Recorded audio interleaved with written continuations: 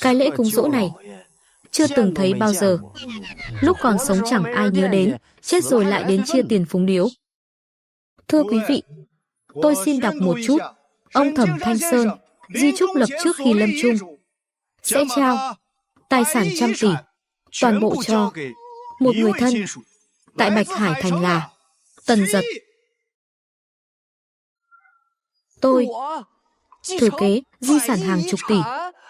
Chuyện này thật quá ảo diệu, tôi không phải đang mơ chứ.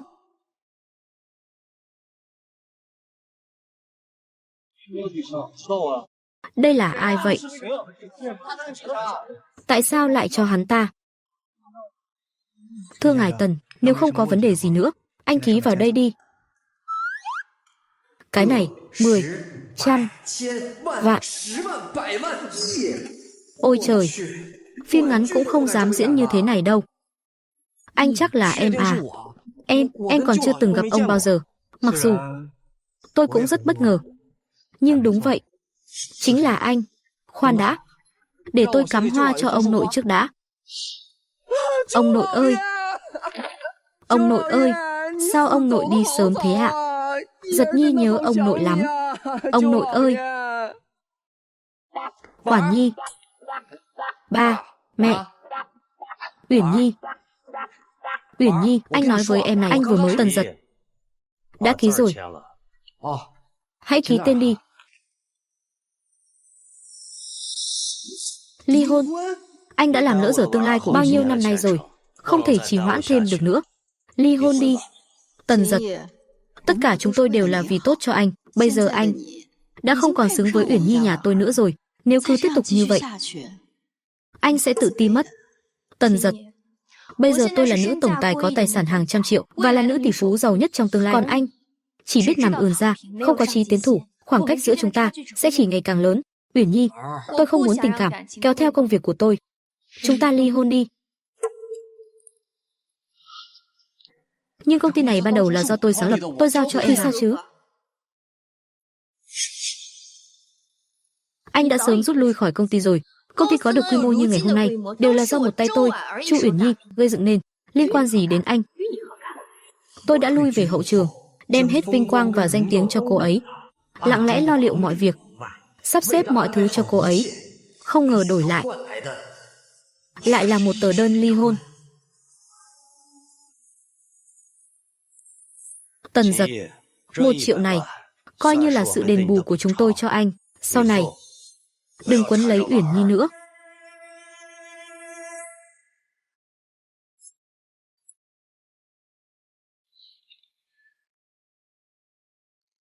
Một triệu. Anh.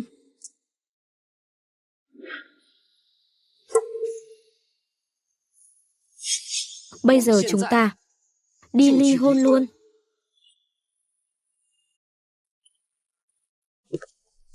Dùng quan hệ, làm giấy tờ tại chỗ, không cần đợi 1 tháng thời gian suy nghĩ ly hôn. Này cô chuẩn bị thật chu đáo. Cảm ơn anh đã cho tôi tự do.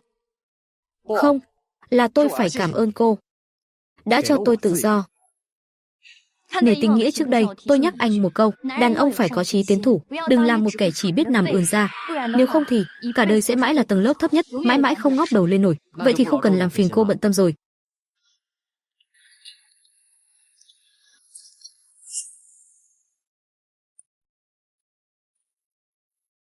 Anh Chiết Hạo sắp về nước rồi. Tần Dật, chỉ khi rời xa anh, tương lai của tôi mới rộng mở hơn. Đi thôi.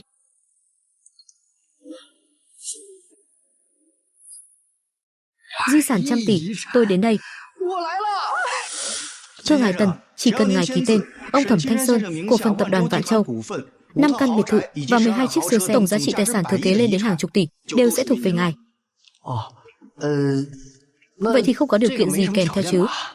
Chỉ có một điều kiện thôi, đó là người thừa kế phải ở trạng thái độc thân. Nếu ông Tần đã có vợ thì sẽ không thể thừa kế di sản. Chu Uyển Nhi, xem ra tôi còn phải cảm ơn cô ấy. Vậy nếu tôi từ chối thừa kế khối tài sản này, sẽ không gặp rắc rối gì chứ? Ông Thẩm là chủ tịch tập đoàn Vạn Châu, nhưng ông ấy cũng chỉ là một trong những cổ đông lớn. Sau khi ông ấy qua đời, những người khác tự nhiên đều có ý đồ riêng. Cậu nên hiểu ý tôi. Ngoài ra, vợ cũ của ông Thẩm cũng có phần trong di sản trăm tỷ này. Tôi không dám chắc. Liệu bà ta có chuyện gì quá đáng không? Đắc tội với nhiều nhân vật lớn như vậy, dù có trăm tỷ trong tay, cuộc sống cũng chưa chắc đã dễ chịu đâu.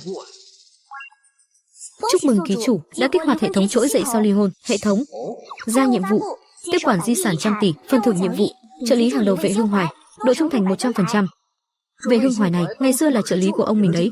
Nếu có được sự giúp đỡ của anh ta, sau này muốn nắm quyền tập đoàn Vạn Châu chắc chắn sẽ hiệu quả gấp đôi. Đã có hệ thống rồi, nếu vẫn còn do dự, còn ra thể thống cái gì nữa? Di sản trăm tỷ này tôi nhận. Nhiệm vụ hoàn thành. Chúc mừng ký chủ nhận được trợ lý hàng đầu Vệ Hưng Hoài, trung thành tuyệt đối. Chúc mừng ngài Tần trở thành tỷ phú trăm tỷ. Sau này những thứ này đều là của ngài. Anh Tần, sau này tôi sẽ là người của ngài.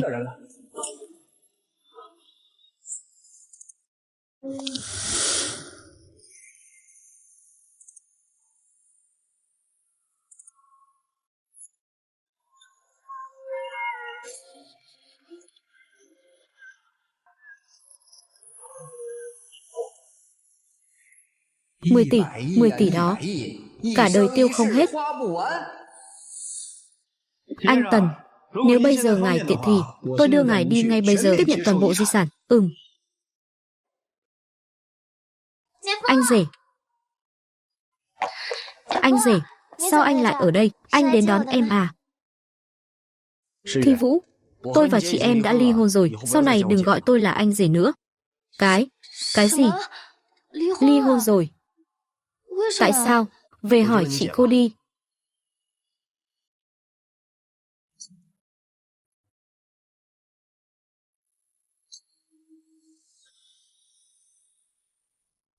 Chị và anh rể ly hôn rồi. Vậy thì họ sẽ không còn liên quan gì nữa. Vậy thì tôi chẳng phải có thể theo đuổi anh rể sao? Để chúc mừng Uyển Nhi thoát khỏi bể khổ, vì tương lai tốt đẹp của nhà họ Chu chúng ta. Cạn ly, cạn ly.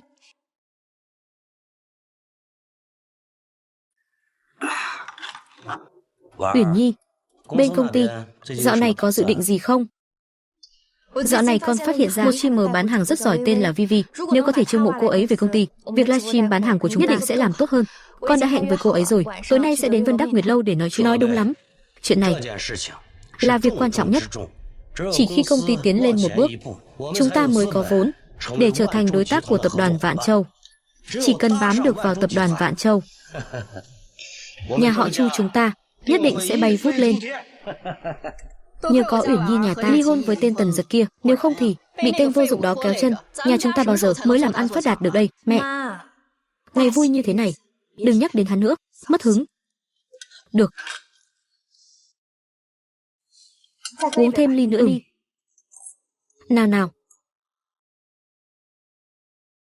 Tần Giật, rất nhanh anh sẽ hiểu khoảng cách giữa anh và tôi lớn đến mức nào. Chị ơi, hôm nay chị phải giải thích cho em. Thái độ của con là sao vậy? Tại sao chị lại muốn ly hôn với anh rể? Tại sao? Bây giờ tôi có tài sản hàng trăm triệu, anh ta chỉ là một người đàn ông, làm sao xứng với tôi? Đúng vậy. Thi Vũ, con đang nói linh tinh gì vậy? Thi Vũ, chị con làm vậy là không sai. Cái đồ vô dụng đó, một tháng kiếm được bao nhiêu tiền chứ? Sao nó xứng với chị con được? Tiền? Chỉ vì tiền thôi sao? Tiền bạc chẳng lẽ có thể đại diện cho tất cả sao? Tiền bạc đại diện cho thân phận, đại diện cho địa vị. Nó có thể đứng trên tất cả mọi thứ. Vậy còn tình cảm của các người thì sao? Vậy sự cống hiến bao nhiêu năm của anh rể thì sao? Tính là gì? Là do anh ta tự mình vô dụng, thảo nào người ta lại. À đúng rồi, tôi quên chưa nói với mọi người, Hàn Chiết Hạo sắp về nước rồi. Cái người tình cũ lăng nhăng của chị ấy. Chị à, chị vẫn còn nhớ hắn ta. Em biết gì chứ? Hàn Chiết Hạo có tài sản hàng tỷ đô la, phía sau còn có sự chống lưng của các gia tộc hàng đầu. So với anh ta, Tần Giật căn bản chẳng là gì. Chị à, em thật sự nhìn lầm chị rồi. Ban đầu em cứ nghĩ chúng ta là người cùng một ruột, cái kiểu coi trọng tình cảm hơn bất cứ thứ gì. Người đàn ông tốt như anh rể mới là người đáng để gửi gắm cả đời. Không ngờ chị lại là người như vậy. Tình cảm là thứ vô giá trị nhất. Được, vậy nếu hai người không còn tình cảm nữa, thì từ hôm nay em sẽ theo đuổi Tần Dật. Chị không có ý kiến gì chứ? Em nói gì cơ? Em nói là từ hôm nay em sẽ theo đuổi Tần Dật. Người đàn ông mà chị không cưng chiều, em sẽ cưng chiều.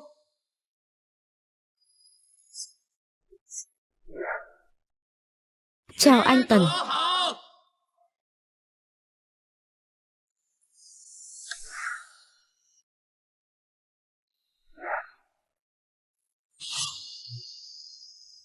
Anh Tần, vị đó chính là cổ đông lớn thứ hai của công ty Tôn Minh Nhiên, cũng là trong tương lai kẻ thù lớn nhất của ngài. Chào mừng Tổng Giám đốc Tần, Tổng Giám đốc Tôn. Rốt cuộc vẫn là trẻ người non dạ tốt, đúng là nhân tài. Mời ngồi. Anh Tần, hôm nay vừa hay mọi người đều có vài chuyện, tôi thấy vẫn nên nói rõ trước. Lúc trước khi ông Thẩm còn ở đây, ông ấy làm chủ tịch, đức cao vọng trọng, tự nhiên không ai có ý kiến. Nhưng dù sao anh mới đến, còn trẻ. Cho nên, ý của Tổng Giám đốc Tôn là muốn thay thế. Tổng Giám đốc Tần, anh hiểu lầm rồi, ý tôi là cậu mới đến, chưa có ai chống lưng, tôi sợ cậu không đi xa được. Thế này nhé, tôi xin bày tỏ lập trường trước. Tôi là người đầu tiên ủng hộ Tổng Giám đốc Tần nhậm chức vị trí Chủ tịch Tập đoàn Vạn Châu. Lão cáo già này đang giở trò gì đây? Mọi người có ý kiến gì không? Nếu đã như vậy, tôi xin chính thức tuyên bố, kể từ hôm nay, anh Tần Dật chính thức trở thành Chủ tịch Tập đoàn Vạn Châu của chúng ta. Xin mọi người hoan nghênh.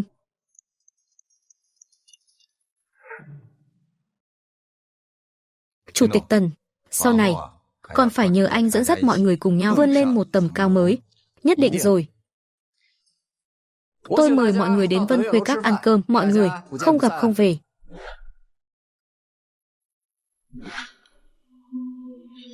Cô đang làm gì vậy? Tôi muốn đặt phòng riêng để mời khách quý dùng bữa. Cô cản tôi làm lỡ việc rồi. Cô gánh nổi không? Xin lỗi cô. Tối nay chúng ta có khách VIP bao chọn. Tối nay Vân Khuê Các sẽ không mở cửa. Có người có thể bao chọn Vân Khuê Các. Một bữa ăn ở Vân Khuê Các ít nhất cũng phải mấy vạn tệ. Bao chọn chính là chi tiêu hàng trăm, hàng triệu. Rốt cuộc là nhân vật lớn nào mà lại hào phóng thế? Khách quý đến rồi. Nhanh lên, nhanh lên.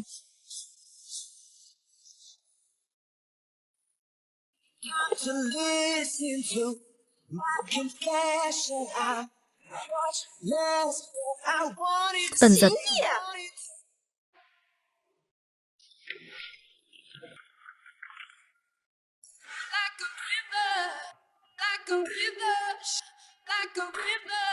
Tần Dật. Vị đại nhân bao chọn Vân Khuê Các là Tần Dật. Không, chắc là tôi nhìn nhầm rồi. Tôi và Tần Dật mới vừa ly hôn, sao anh ta có thể lật mình được chứ? Vị đại nhân vừa mới vào đó là ai vậy? Là chủ tịch mới của tập đoàn Vạn Châu. Nghe nói anh ấy chưa đến 30 mà đã có tài sản hàng chục tỷ rồi. Tài sản hàng chục tỷ.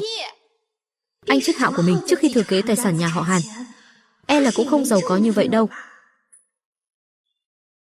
Dạo này anh ấy sẽ tham dự sự kiện nào không? Không rõ. Thân phận người này rất bí ẩn, ít ai biết thông tin về anh ta. Nhưng ngày mai, tiệc tối ở khách sạn thành phố Hải Vực sẽ mời nhiều nhân vật nổi tiếng hàng đầu. Ước tính anh ấy cũng sẽ đến.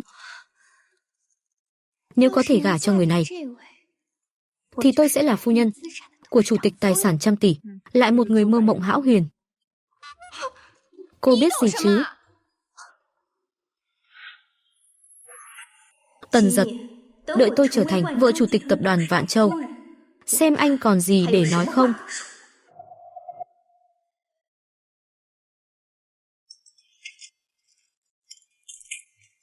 Tổng Giám đốc Tần, Trương Nhã Trúc, vợ cũ của tiên sĩ đã phái người đến tập đoàn Vạn Châu. 1 giờ sau, bà ta sẽ đích thân đến gặp Tổng Giám đốc Tần, Trương Nhã Trúc, vợ cũ của ông tôi.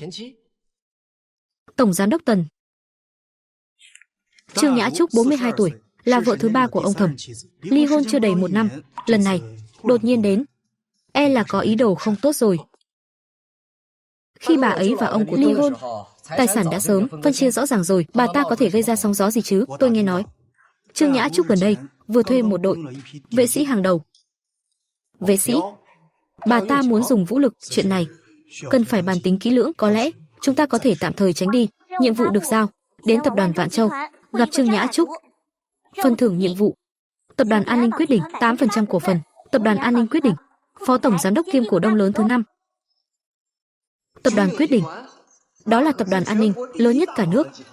Không chỉ là 8% cổ phần của tập đoàn quyết định mà còn là phó chủ tịch. Phần thưởng này hậu hĩnh quá rồi. Tổng giám đốc Tần, tổng giám đốc Tần. Binh đến tướng đỡ, nước đến đất ngăn. Tôi muốn xem thử cái bà vợ của ông tôi rốt cuộc có bản lĩnh gì.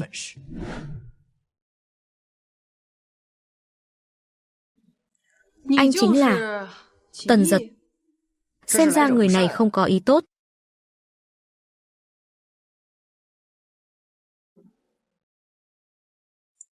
Tôi chỉ đến để lấy lại thứ thuộc về mình.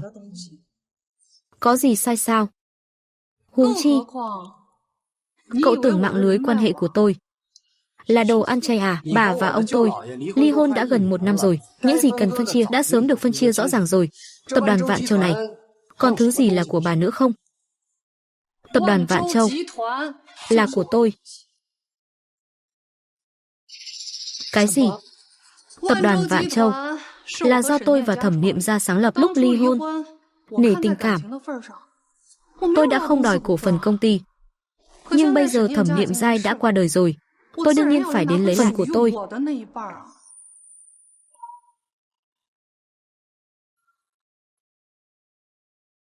Nộp xong văn bản này, trả lại cho tôi một nửa cổ phần tại tập đoàn Vạn Châu mà anh đang nắm giữ. Nếu không thì tự gánh lấy hậu quả. Tập đoàn Vạn Châu là của ông tôi, thành lập từ 20 năm trước. Lúc đó ai mà biết bà đang ở đâu. Bà còn muốn tôi nhường một nửa cổ phần trong tay. Bà còn chưa tỉnh mộng à? Bà Trương, bà nghĩ hay đấy. Anh, tôi cho anh cơ hội cuối cùng. Nếu anh từ chối, mấy vệ sĩ này sẽ cho anh biết tay. Cái gọi là sự hiểm ác của xã hội là gì?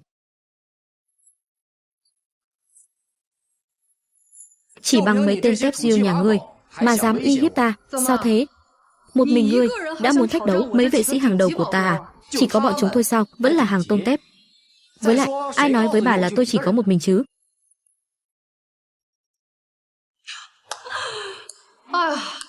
Sau đấu 2. Vậy thì, lợi thế đang ở phe tôi, ra tay đi, cho chúng nó một bài học nhớ đời.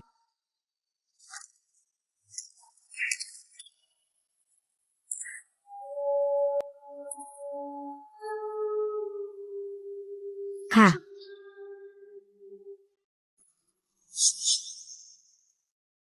Rốt cuộc bọn họ là người của ai? Thành viên của tập đoàn quyết định, có thực lực thế nào? Cái gì? Tập đoàn quyết định chính là cái tập đoàn an ninh số 1 cả nước đó sao? Lịch hẹn của họ đều phải đợi nửa năm sau mới có. Sao anh có thể nhanh như vậy mà đạt được vệ sĩ của quyết định? Dựa vào cái gì? Dựa vào việc tôi là cổ đông của tập đoàn quyết định. Đủ chưa? Các cổ đông của tập đoàn quyết định dẫn người xông vào tập đoàn Vạn Châu của tôi, gây rối trật tự, canh chừng bọn chúng cho tôi, gọi cảnh sát. Tần Giật, cứ chờ đấy cho tôi.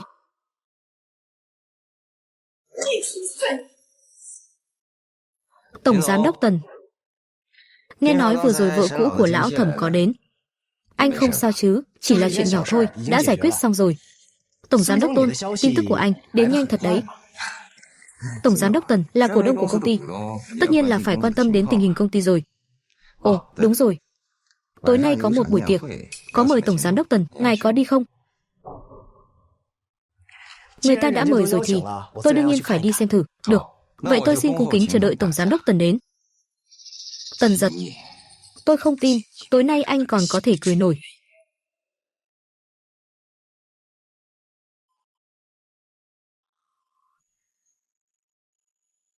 Tiểu thư, Xin vui lòng xuất trình thiệp mời. Xin chào, tôi là chủ tịch tập đoàn Chu Thị, Chu Uyển Nhi.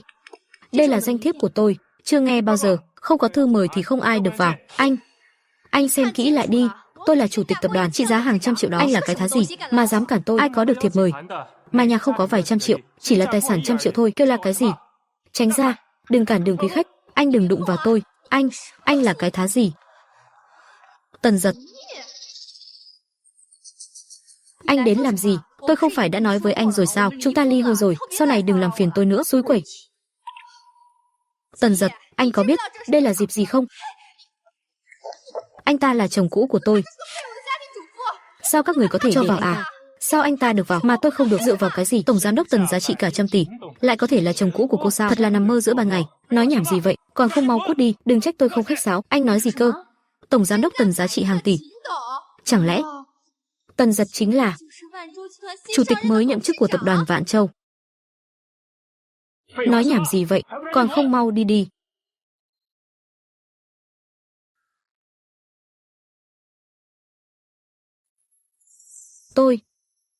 Chắc là tôi nghe nhầm rồi. Tần Giật làm sao có thể là Tần tổng chứ?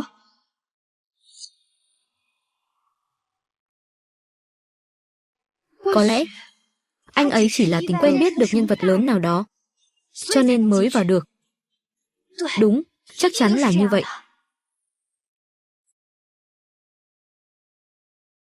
Wow, đây không phải là tổng giám đốc mới của tập đoàn Vạn Châu sao?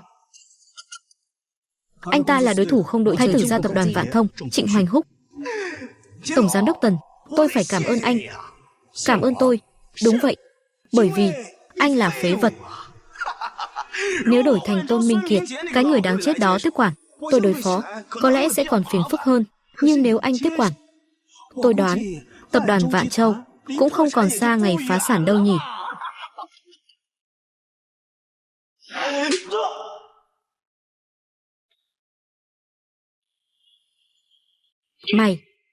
Mày dám đánh tao? Tao là chủ tịch tập đoàn Vạn Châu, trong tay nắm giữ tập đoàn Vạn Châu hơn 30% cổ phần. Cho dù là bố mày gặp tao cũng phải khách sáo, gọi một tiếng anh Tần. Cậu nhóc thế hệ thứ hai còn dám làm ra vẻ với tôi à? Ngậm miệng lại. Được anh là chủ tịch tập đoàn Vạn Châu, thô tục như vậy, thế này thì hạ giá quá rồi. Tôi là chủ tịch của tập đoàn Vạn Châu, nhưng tôi còn là một công tử bột, thừa kế gia tài trăm tỷ của ông tôi nữa. Đối với ngươi mà nói, đánh người đó là sự trả thù nhẹ nhất rồi. Sao? Muốn nếm thử cái khác à? Người thì tôi đánh rồi. Nếu không phục, bảo bố mày đến tìm tao, nói chuyện trực tiếp với tao đi. Mày chưa đủ tư cách. Nói chuyện trực tiếp với tao, mày chưa đủ tư cách. Tần Giật, cứ chờ đấy cho tôi. Trịnh thiếu, người của chúng ta nhìn thấy vợ cũ của Tần Giật, Chu Oản Nhi đang ở bên ngoài. Chu Oản Nhi? Nghe nói Tần Giật đã theo đuổi Chu Oản Nhi 8 năm, gần đây mới bị Chu Oản Nhi chia tay. Nếu Chu Oản Nhi đến, chắc chắn sẽ khiến Tần Giật đáng chết kia mất mặt. Đi mời cô ta đến đây cho tôi, bảo cô ta rằng chỉ cần khiến Tần Giật mất mặt thì tôi sẽ không thiếu lợi ích cho cô ta. Vâng.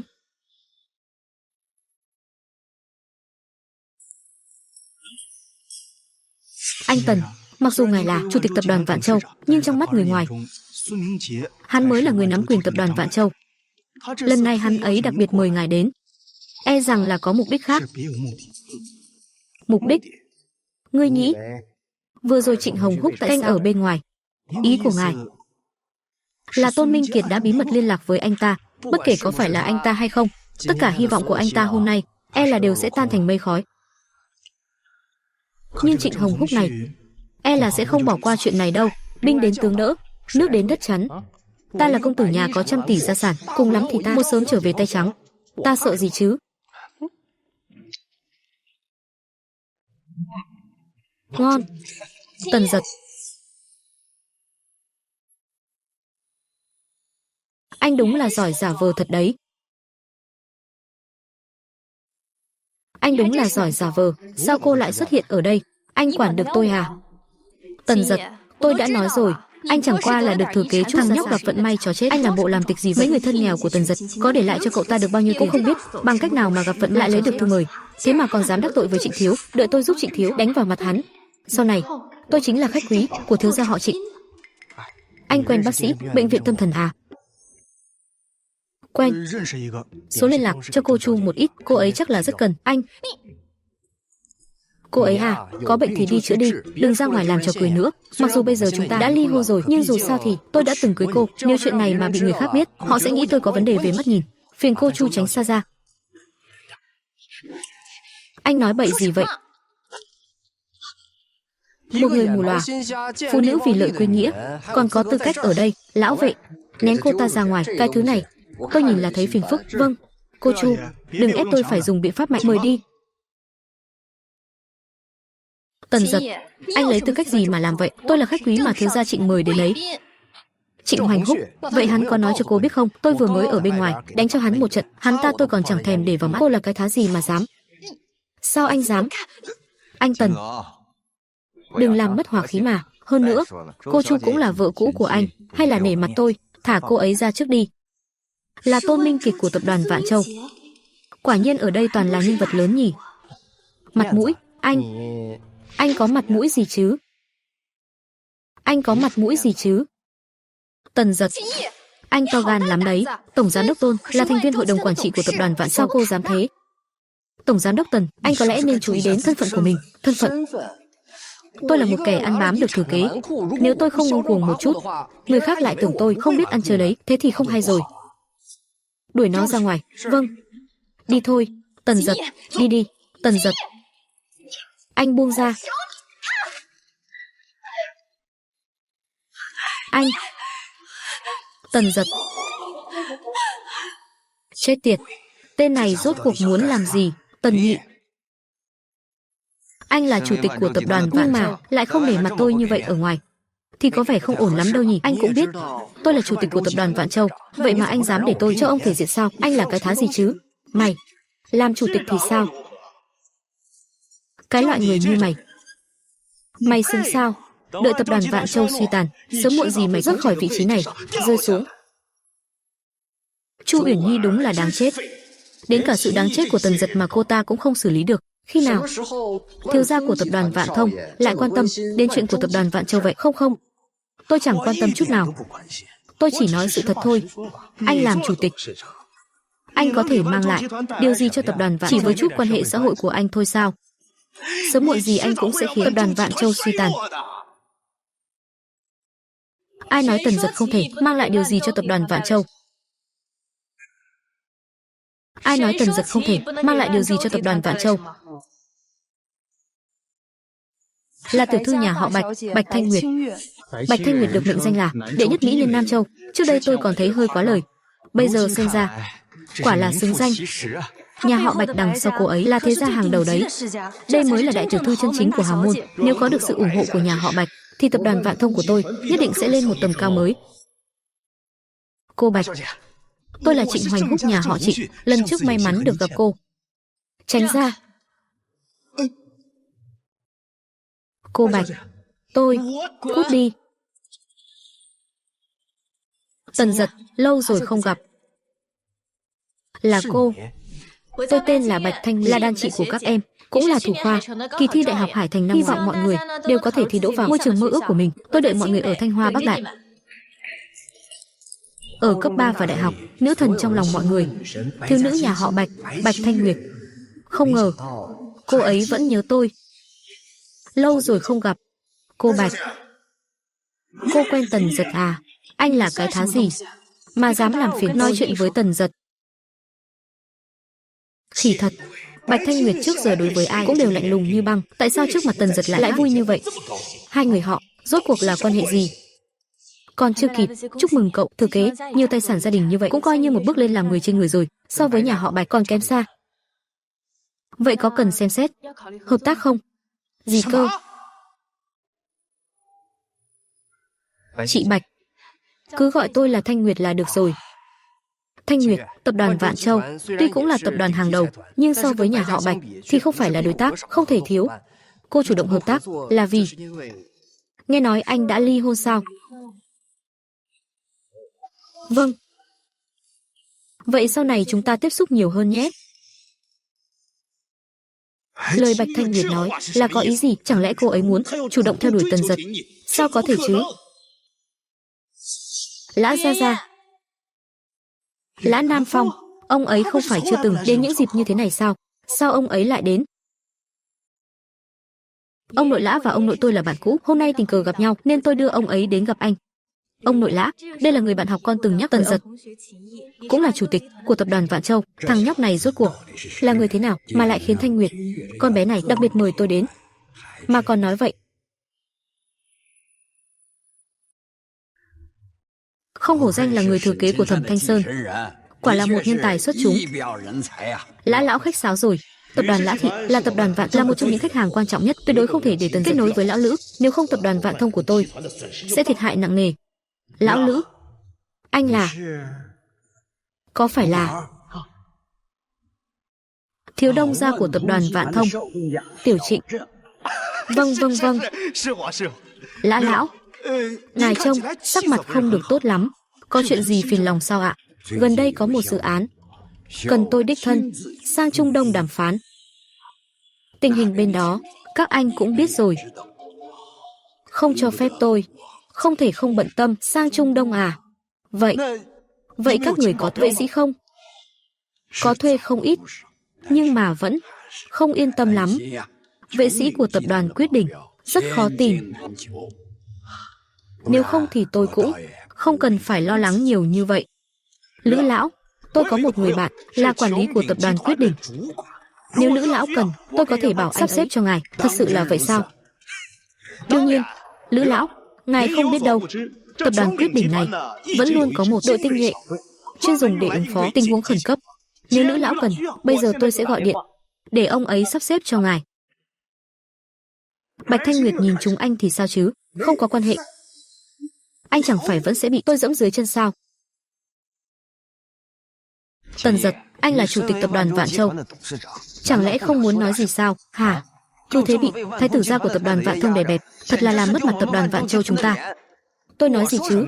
Anh ta chỉ ở đây khoác lác thôi, cũng không thể nào mời được người thật đâu. Tôi có gì phải xấu hổ chứ? Tôi không mời được người đến. Tần Dật, bây giờ tôi sẽ gọi điện để anh xem cho rõ khoảng cách giữa anh và tôi. Tiểu Triệu, bên tôi có một người bạn cần một đội vệ sĩ sang Trung Đông, cậu giúp sắp xếp đi nhé. Khi nào? Ngay bây giờ đi. Bây giờ à? Không được. Không được.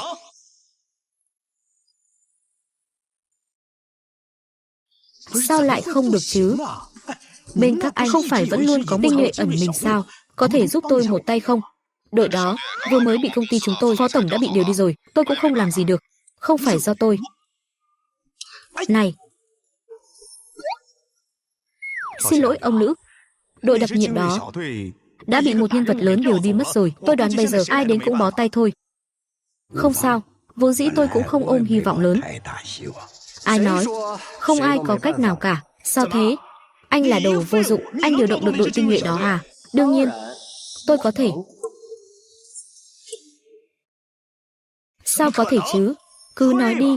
Anh nghĩ anh là ai vậy? Dù anh có trả gấp 10 lần, tập đoàn Quyết Định cũng sẽ không vì anh mà phá lệ đâu. Tôi có nói là tôi sẽ trả tiền đâu. Cái gì?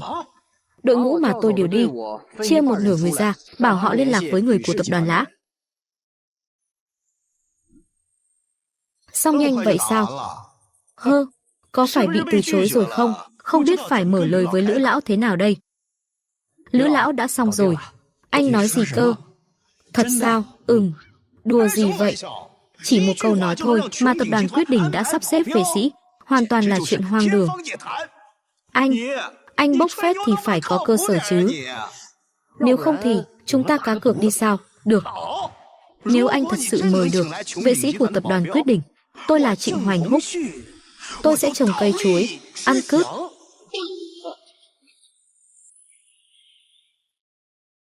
Được, tôi đồng ý với anh. Tần Dật, nếu anh thua thì sao đây? Anh muốn gì nào? Tôi muốn cổ phần của tập đoàn Vạn Châu trong tay anh. Được thôi, đồ ngốc này. Hôm nay có nhiều người chứng kiến thế này, xem lát nữa anh ta còn diễn trò được thế nào. Chủ tịch, tập đoàn Quyết Đỉnh gọi điện nói là muốn sắp xếp vệ sĩ tinh nhuệ nhất cho anh và muốn nói chuyện chi tiết với ngài. Sao có thể chứ? Tần Giật, anh thật là giỏi đấy, anh lại có thể mua chuộc người của lão Lữ diễn kịch trước mặt mọi người. Anh thật đê tiện. Thật hay giả? Cứ để Lã lão gọi một cuộc điện thoại là biết ngay. Được thôi, nhưng không được gọi điện thoại của anh. Nếu muốn gọi thì gọi cho bạn của tôi. Được. Lã lão.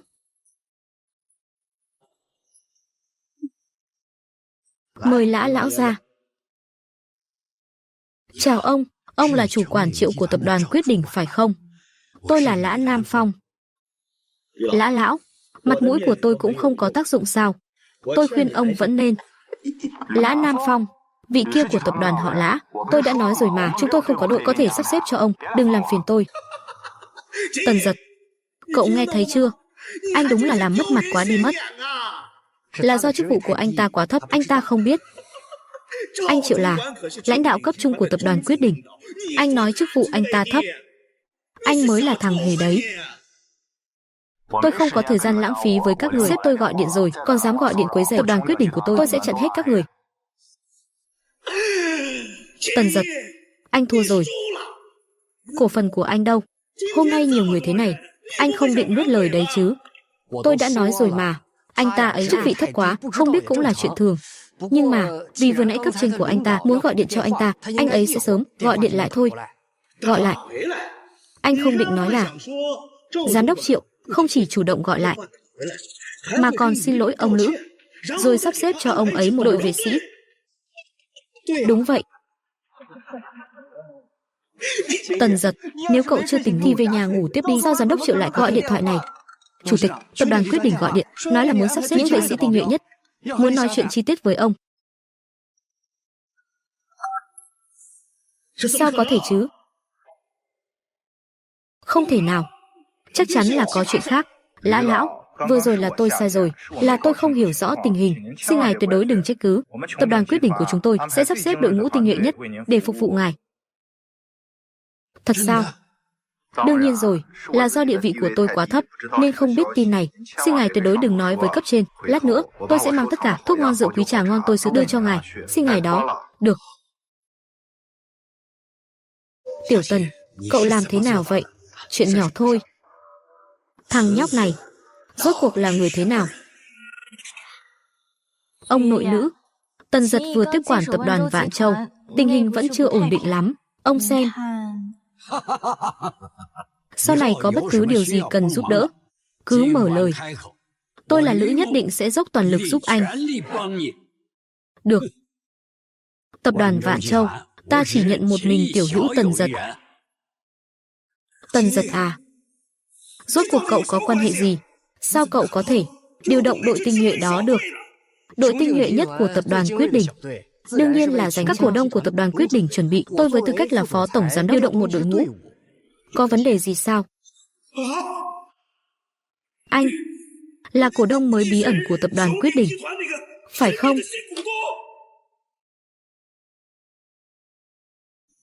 Tần Giật, rốt cuộc anh còn bao nhiêu bí mật? Vừa nãy có người nói nếu tôi có thể tìm được đội tinh nhuệ của tập đoàn Quyết Đỉnh thì anh ta sẽ đi bằng đầu. Trịnh Thiếu sẽ không nuốt lời chứ nhỉ?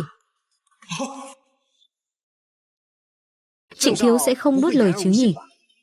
Tôi ăn cướp đi, ăn cướp đi. Tần Giật, anh đừng có làm bậy đấy. Trong một dịp trang trọng như thế này mà anh bảo tôi làm chuyện đó. Anh chỉ làm cho mọi người thấy anh thật hèn hạ thôi, coi thường anh.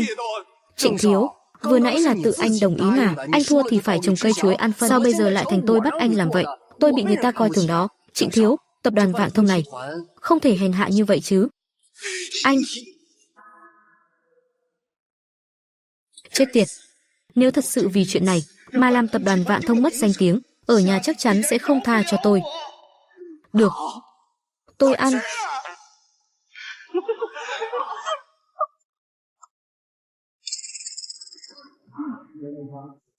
Đưa thiếu gia Trịnh đi vệ sinh thưởng thức đi. Đợi hắn ăn xong, nhớ rửa sạch cho hắn nhé. Nếu không cái cảnh tượng đó, thật sự không thể chấp nhận được. Anh...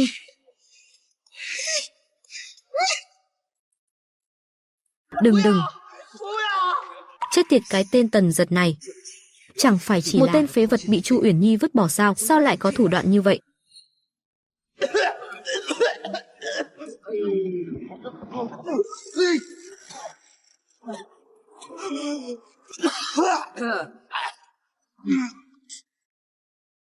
Trịnh thiếu, mùi vị này thế nào? Mùi vị rất tuyệt. Tần Giật, tôi nhớ mặt anh rồi đấy. Mọi người nghe rõ chưa? Trịnh thiếu nói rồi đấy, anh ta thích ăn phân trồng cây chuối. Sau này mọi người gặp anh ta nhé, nhớ mang cho anh ta nhiều một chút, anh ta thích ăn lắm đấy. Anh... Các người cười cái gì? Tần Giật, đại ca của tôi là Hàn Chiết Hạo, 3 ngày nữa sẽ về nước. Đến lúc đó anh cứ đợi đấy. Anh vừa nói gì? Hàn thiếu sắp về nước rồi sao? Đúng vậy. Nhà họ Hàn thế lực ngút trời. Đến lúc đó anh cứ chờ xem sự trả thù của Hàn thiếu đi. Trịnh thiếu vẫn chưa ăn no à? Hay là đi ăn thêm chút nữa đi? Anh...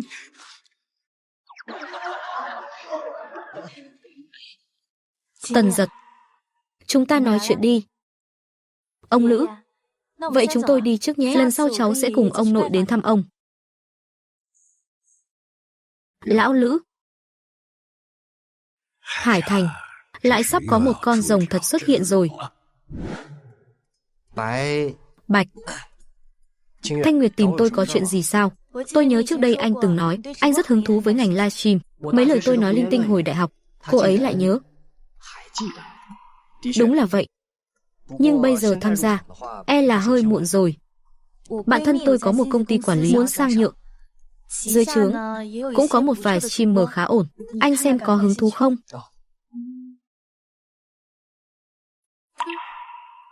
Là cô ấy.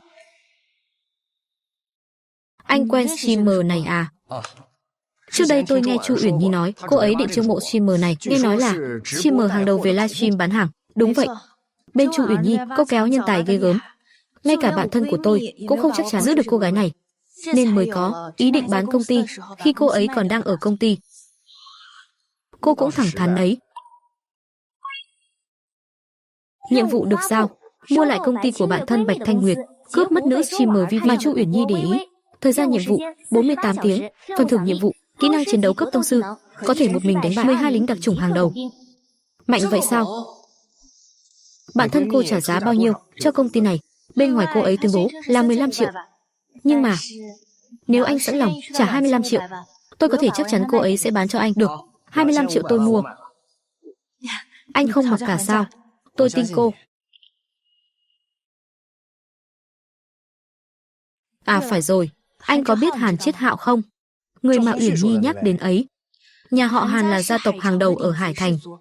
Lần này Hàn Chiết Hạo về nước, đã mời tất cả các gia tộc danh giá ở Hải Thành. Tôi sẽ đại diện nhà họ Bạch tham dự. Có Trịnh Hồng Húc châm ngòi, rằng sẽ dẫn dắt những người khác liên thủ lại để đối phó với anh. Muốn đi xem sao? Hắn ấy cũng không mời tôi. Bạch Thanh Nguyệt tôi muốn dẫn một bạn nam đi thì cũng chẳng ai nói gì. Bạn nam à? Được thôi.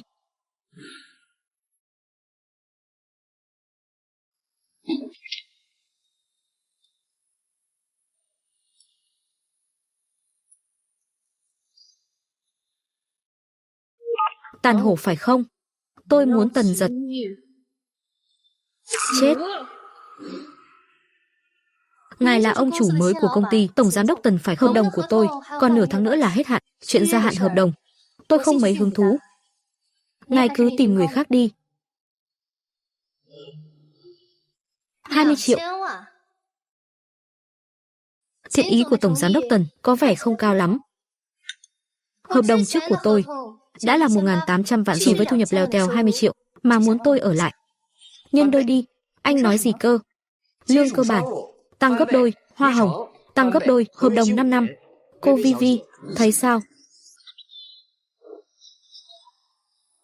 Tổng giám đốc Tần, em là người của anh, chết cũng là ma của anh. Chúc mừng ký chủ hoàn thành nhiệm vụ, nhận được phần thưởng, kỹ năng võ thuật tông sư.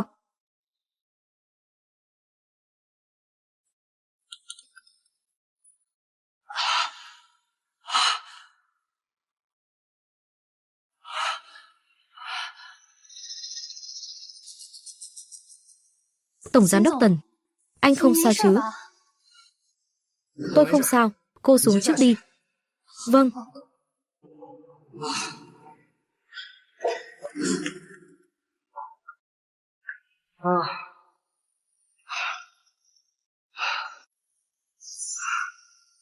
Tốc độ của tôi, sức mạnh của tôi đều trở nên thật mạnh mẽ.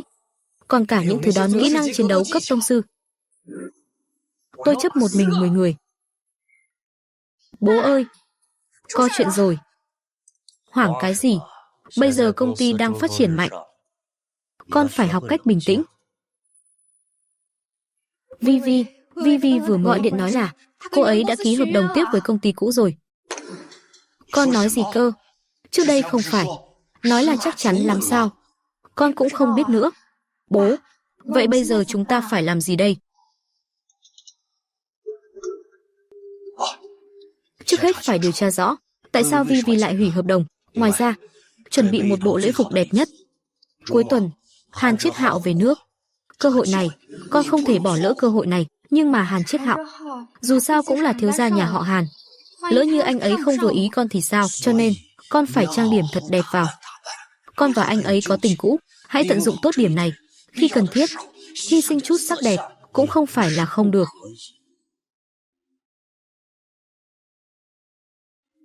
Tôi đi đây. Tần Giật, tôi nhất định sẽ chứng minh cho anh thấy. Rời xa anh tôi sẽ tìm được bến đỗ tốt hơn. Là anh, kéo chân tôi.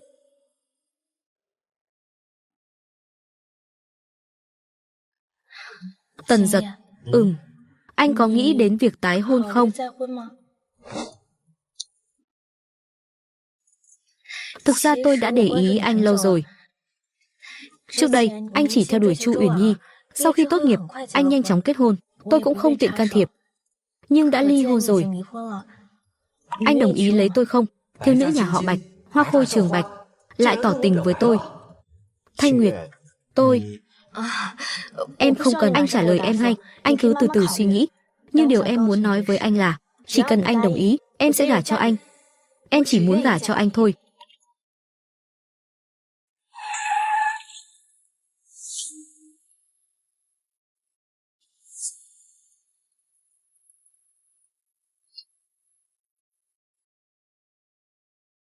Thằng nhóc, đừng trách ta, chỉ trách có kẻ muốn lấy mạng ngươi. Ai phái ngươi tới? Việc đó ngươi không cần biết. Ta chỉ cho ngươi hai lựa chọn. Hoặc là tự mình trói mình lại đi, kéo cô gái phía sau ngươi theo, ngoan ngoãn đi theo ta. Hoặc là lão tử sẽ đánh gãy hai chân ngươi, ta đưa ngươi đi. Ngươi chọn cái nào? Tôi chọn con đường thứ ba, coi như cậu cũng biết điều. Làm gì có con đường thứ ba, ngươi tìm chết à? Con đường thứ ba là tôi đánh gãy chân cậu.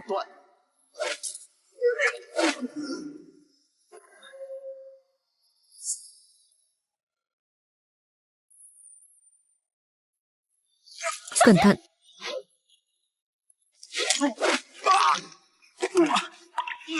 Sao cậu lợi hại vậy? Một chiêu đã đánh bại tôi, thân thủ như vậy, cả Hải Thành cũng chỉ đứng top 3. Rốt cuộc anh ta là ai? Ai phái anh đến? Tôn Minh Kiệt, Trịnh Hồng Húc, hay là Trương Nhã Trúc? Thì ra bà cô trước kia của tôi vẫn chưa từ bỏ à? Anh định xử lý thế nào? Nếu bà cô trước kia của tôi cứ không biết điều như vậy, tôi cũng không ngại dạy cho bà ta một bài học.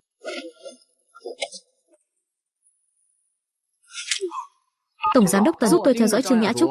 Tôi muốn biết mọi hành động của cô ta. Đừng căng thẳng. Tôi là một công dân tuân thủ pháp luật, sẽ không làm gì anh đâu. Vừa nãy, cậu định đâm tôi một nhát, nhưng kết quả lại xảy ra ngoài ý muốn là cậu bị đâm trúng. Nhưng mà tôi là một người thích giúp đỡ người khác, nên tôi đã rút dao ra.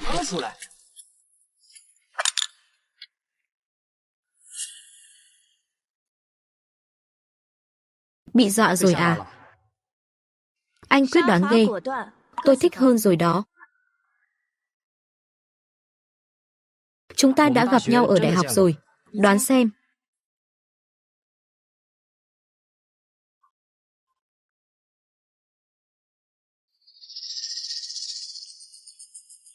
Tần Giật, sao anh lại ở đây? Xui xẻo. Anh, tôi đang nói chuyện với anh đấy. Chuyện lần trước tôi còn chưa tính sổ với anh, nay anh lại đến làm gì? Cô Chu, tôi không có hứng thú gì với cô, cũng không muốn có bất kỳ liên quan nào với cô. Một người yêu cũ tốt nên giống như đã biến mất. Ok, anh. Tôi nói mà, loại người như anh sao có tư cách đến đây? Chắc là bám được bà cô giàu mới rồi. Cô gái này, đừng trách tôi không nhắc nhở cô. Cái tên Tần Giật này chẳng qua chỉ là đồ bỏ đi mà tôi không cần. Cô dám đánh tôi. Tần Giật là người mà Bạch Thanh Nguyệt tôi nhìn trúng. Sỉ nhục Tần Giật chính là sỉ nhục ánh mắt của Bạch Thanh Nguyệt tôi. Nhà họ Chu vẫn chưa có tư cách đó. Cô ta lại là tiểu thư nhà họ Bạch, Bạch Thanh Nguyệt. Tần Giật rốt cuộc đã mê hoặc cô ta bằng cách nào?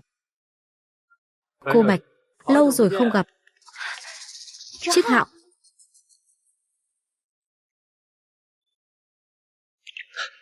Anh chính là Tần Giật đó à? Trông cũng thường thôi. Ê, cái gã dê sồm đó từ đâu ra nói gì? Tần Giật, cậu to gan thật đấy.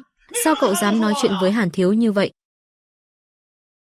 Khi nào những người có sở thích ăn uống đặc biệt cũng có thể nói chuyện ở đây? Sao trong không khí này lại có mùi gì thế? Chắc là cậu lại ăn nữa rồi hả? Anh, Tần Giật, Chiết Hạo là thiếu gia nhà họ Hàn. Cậu là cái thá gì mà dám chỉ trỏ anh ấy?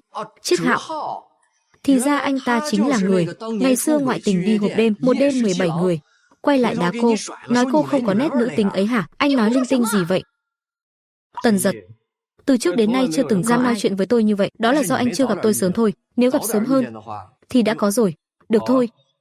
Nếu anh đã dám nói chuyện với tôi như vậy thì phải gánh chịu hậu quả tương xứng. Hậu quả gì chứ? Hậu quả bị cả Hải Thành cấm vận. Anh dám cùng tôi vào đó chứng kiến tận mắt sự sụp đổ của mình không? Nhiệm vụ được giao, chấp nhận lời khiêu khích của Hàn Chiết Hạo và đi theo hắn vào khách sạn. Phần thưởng nhiệm vụ, những vết nhơ lớn và bằng chứng trong đời Hàn Chiết Hạo. Tôi muốn xem hôm nay ai sẽ là người mất mặt. Là ai đây? Đương nhiên là dám. Chỉ là sợ Hàn Thiếu đến lúc đó sẽ hối hận. Tôi sẽ hối hận. Được thôi, chúng ta cứ chờ xem. Tần Giật, cứ yên tâm.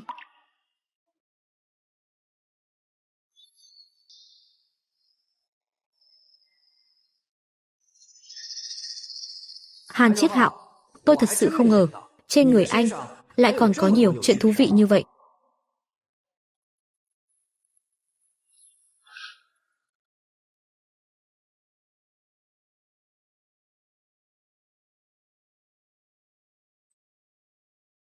Mọi người, tôi Hàn Mỗ đây lần này về nước là chuẩn bị làm nên sự nghiệp ở Hải Thành.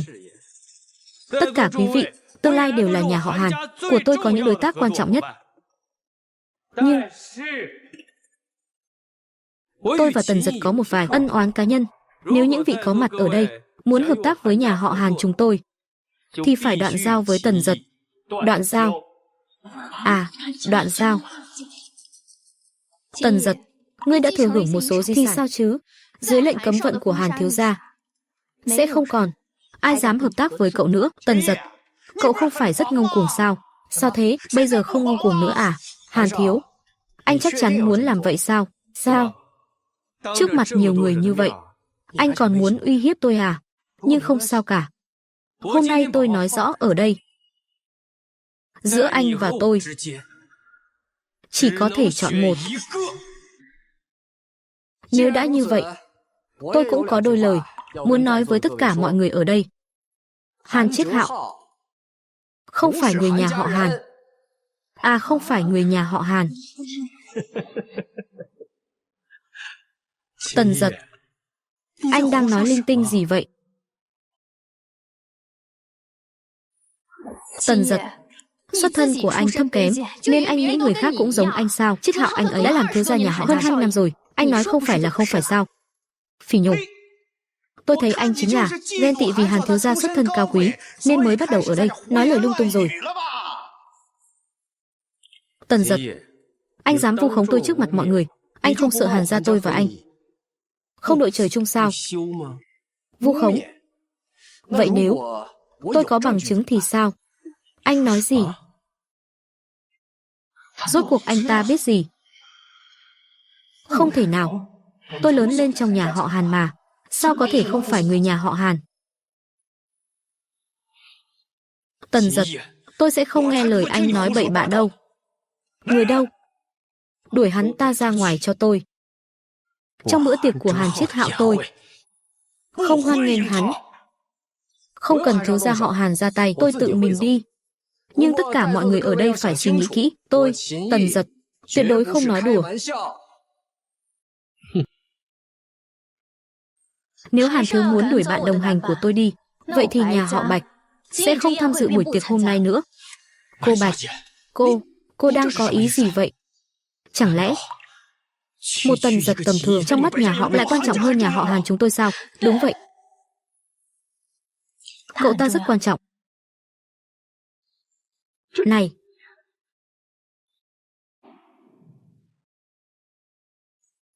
cô Bạch, cô đã nghĩ kỹ chưa? Một kẻ vô dụng như Tần Giật không xứng với cô. Nhà họ Chu các cô muốn phá sản sao? Cô Bạch, quyết định hôm nay của cô là đại diện cho Bạch gia. Cô đã suy nghĩ kỹ chưa? Đừng hối hận mà quay lại. Chuyện của Bạch gia, Bạch Thanh toàn quyền quyết định. Sao được chứ? Cậu chủ nhà họ Hàn không làm chủ được nhà họ Hàn. Chúng ta đi thôi. Tần Giật, từ nay về sau, ở Hải Thành, tôi muốn anh không có ngày nào yên ổn. Nếu Hàn thiếu muốn nói chuyện thêm, tôi không ngại. Chuyện gì? 3 cô gái ở Vân Thành. Và chuyện 3 năm trước, lý do anh ra nước ngoài. Sao?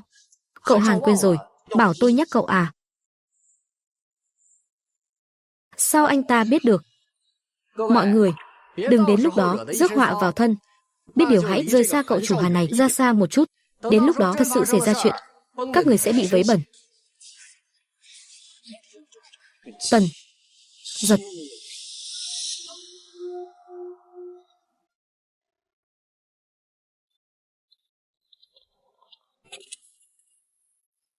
Thanh Nguyệt, Thanh Nguyệt, sao cô lại muốn đi theo tôi? Tôi đã nói rồi mà, bởi vì anh xứng đáng. Hơn nữa, anh không phải đã nói rồi sao? Hàn Chiết Hạo không phải thiếu gia nhà họ Hàn. Nếu đã như vậy, tại sao tôi lại phải vì một thiếu gia giả mà đối đầu với anh chứ? Cô tin tôi đi. Sao tôi không tin? Hơn nữa, cho dù hắn ta thiếu gia nhà họ Hàn lại như thế nào, lựa chọn của tôi sẽ không thay đổi.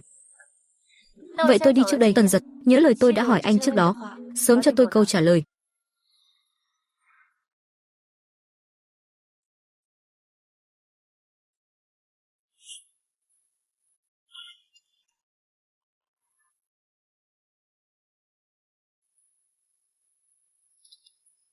Tần Giật, anh đúng là có chút bản lĩnh.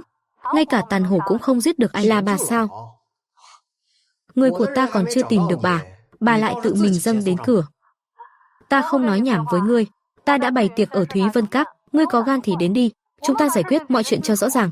Ta chờ đại giá ngươi. Thúy Vân Các. Anh có biết đó là đâu không? Anh Tần, chủ nhân của Thúy Vân Các là Ngụy Thiên Hùng, bá chủ thế giới ngầm Hải Thành. Người này và Trương Nhã Trúc có quan hệ mật thiết. Bữa tiệc rượu này e rằng là một bữa tiệc hồng môn. Nhiệm vụ được giao, tối nay đến Thúy Vân Các, gặp Trương Nhã Trúc và Ngụy Thiên Hùng. Phần thưởng nhiệm vụ, tập đoàn Quyết Định, 17% cổ phần, trở thành tập đoàn Quyết Định, cổ đông lớn nhất. Đã là tiệc hồng môn, thì tôi càng phải đi. Cái gì? Cái gì? Cái này, yên tâm, tôi sẽ không làm những chuyện không chắc chắn. Với thực lực tông sư hiện tại của tôi, cộng thêm độ tinh nhuệ kia, âm thầm bảo vệ, bà nội tôi cũng không làm nên trò trống gì. Còn nếu trở thành cổ đông lớn nhất của tập đoàn Quyết Định, thì tập đoàn hay Tôn Minh Kiệt, chuyện nhỏ thôi.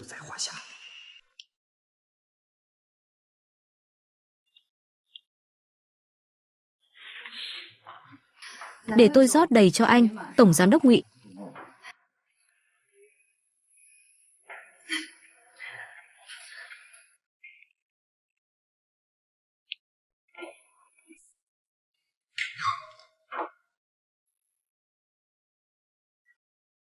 Đây là Tổng Giám đốc Tần à? Tôi là Ngụy Thiên Hùng.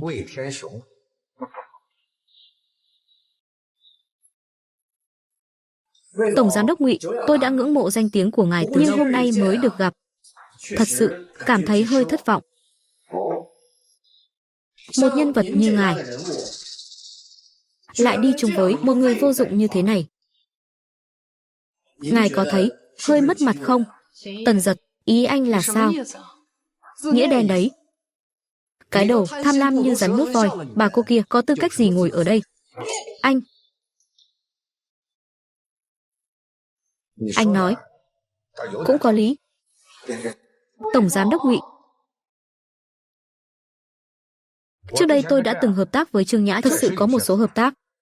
Nhưng hôm nay gặp Tổng Giám đốc Tần xong, tôi đã thay đổi ý định rồi. Cái gì? Tôi muốn hợp tác với Tổng Giám đốc Tần, không biết Tổng Giám đốc Tần thấy thế nào? Ngụy Tổng, hợp tác. Rất nhiều doanh nghiệp ở Hải Thành này đều có quen biết với các thế lực ngầm như chúng tôi. Thậm chí là hợp tác. Dù sao thì, nhiều chuyện, các anh không tiện ra mặt. Còn chúng tôi, chính là cánh tay nối dài của các anh. Ngài Ngụy, ngài muốn hợp tác như thế nào? Đương nhiên là chúng tôi ra sức, các anh bỏ tiền, mọi người, ai nấy đều vui mừng. Ngài Ngụy muốn bao nhiêu?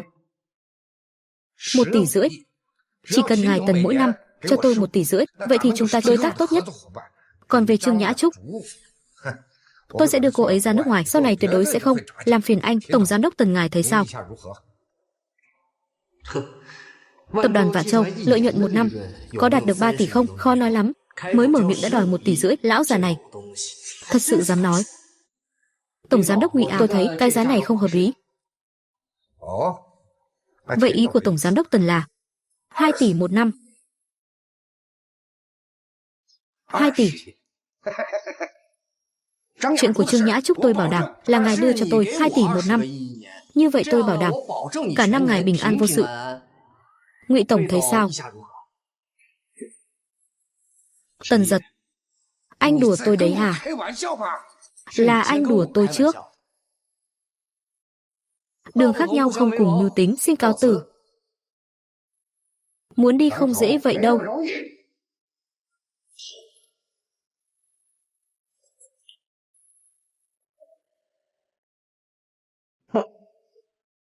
Chỉ với mấy người này mà muốn cản ta sao? Ta biết ngươi có chút bản lĩnh, ngay cả tàn hồn cũng phải chịu thua ngươi. Nhưng mà ở đây mỗi một người đều là cao thủ hạng nhất. Một mình anh muốn thoát khỏi đây không dễ thế đâu. Chúc mừng ký chủ hoàn thành nhiệm vụ, nhận được phần thưởng. Tập đoàn Quyết Định 17% cổ phần, trở thành cổ đông lớn nhất của tập đoàn Quyết Định. Tổng Giám đốc Tần, anh nên suy nghĩ cho kỹ. Những nhân tài như thế này, cả khách sạn này tôi đã sắp xếp hơn 100 người. Dù anh có giỏi đến đâu thì cũng không thể một mình xông ra ngoài được. Anh Ngụy à, anh nói đúng rồi. Tôi quả thực cần một vài người giúp tôi làm chuyện này. Chuyện này quả thực rất quan trọng. Xem ra Tổng Giám đốc Tần là muốn hợp tác với tôi rồi. Không, là tôi định giải quyết anh, rồi sau đó nuốt sạch đám người của anh. Sau đó nâng đỡ những người trung thành với tôi lên vị trí, chuyên lo liệu mấy chuyện vặt đó cho tôi. Ngụy Tổng ngài thấy sao? Tự tìm cái chết.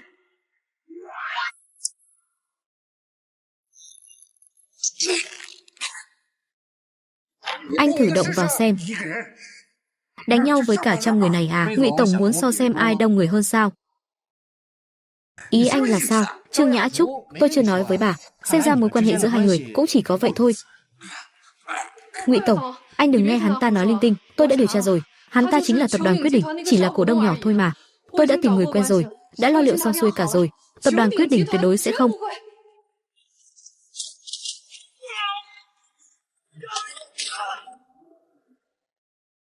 Tổng Giám đốc Trần, mấy người là ai? Mọi chuyện đã xong rồi sao? Tổng Giám đốc Trần đã xử lý xong rồi. Tổng Giám đốc không hề lừa tôi, thật sự là tập đoàn Quyết Định, cổ đông lớn nhất, Sau này Hải Thành này, e là sắp thay đổi rồi. Tôi nhớ ra rồi, anh là đội trưởng đội tinh nhuệ số 1 của tập đoàn Quyết Định. Không thể nào, anh chỉ phục vụ chủ tịch tập đoàn Quyết Định. Anh, rốt cuộc anh là ai?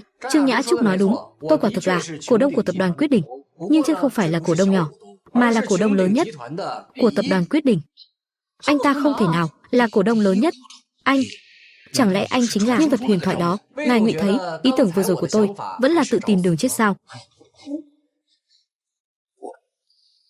Tôi thua rồi, đưa ngài Ngụy đi đi, để ông ta nếm thử hương vị cơm tù.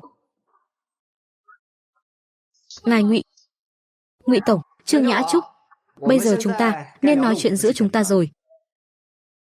Tần Giật, anh muốn làm gì vậy? Tôi muốn thế nào? Trương Nhã Trúc, bà đã thuê người giết tôi. Tôi thật sự không ngờ ân oán giữa chúng ta lại có thể đến mức này.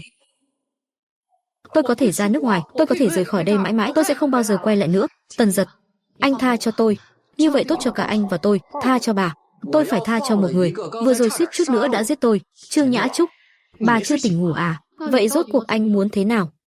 Vậy đó, bà đó, còn tôi đã tìm cho bà một nơi tốt. Cái này hả, là một nước nhỏ ở châu Phi, xã hội rất là nguyên thủy. Người ở đó hả, chắc là sẽ rất thích, giống như hồi trước, một người phụ nữ như bà. Tần Giật, anh không thể đối xử với tôi. Tần Giật, không được làm như vậy. Yên tâm đi, chỉ cần bà có thể kiên trì 1 năm, sau 1 năm, tôi nhất định sẽ đón bà về nước. Dù sao thì đến lúc đó, bà còn phải chịu sự trừng phạt của pháp luật. Tần Giật, tôi sai rồi, anh tha thứ cho tôi đi. Tòa nhà văn phòng ông của tôi cho tôi vẫn chưa nhận. Đừng nói nhảm với tôi. Tần Giật,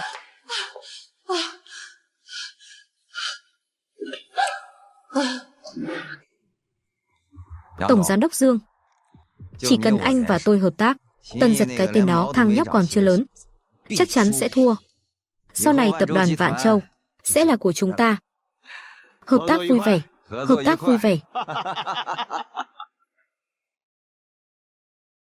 Anh em họ Tôn, anh chắc chứ? Chúng ta hợp tác, nhất định có thể thắng Tần Dịch.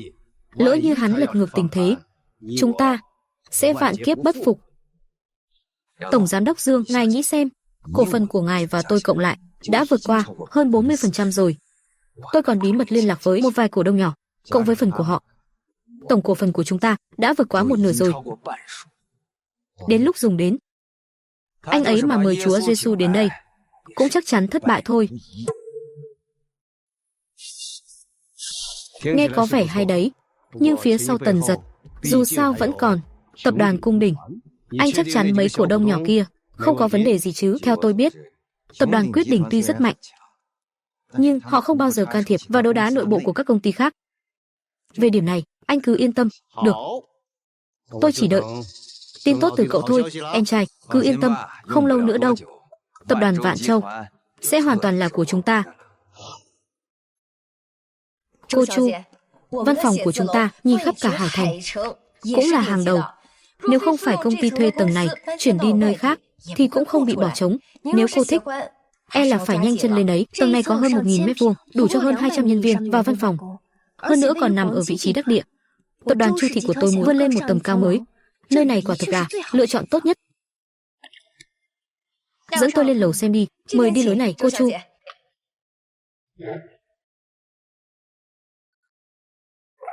Tần Giật, sao anh lại ở đây? Rốt cuộc anh có mục đích gì? Tôi nói cho anh biết, tôi tuyệt đối không thể quay về bên cạnh anh. Đừng hòng quay lại với tôi. Quay lại. Cô cũng xứng sao?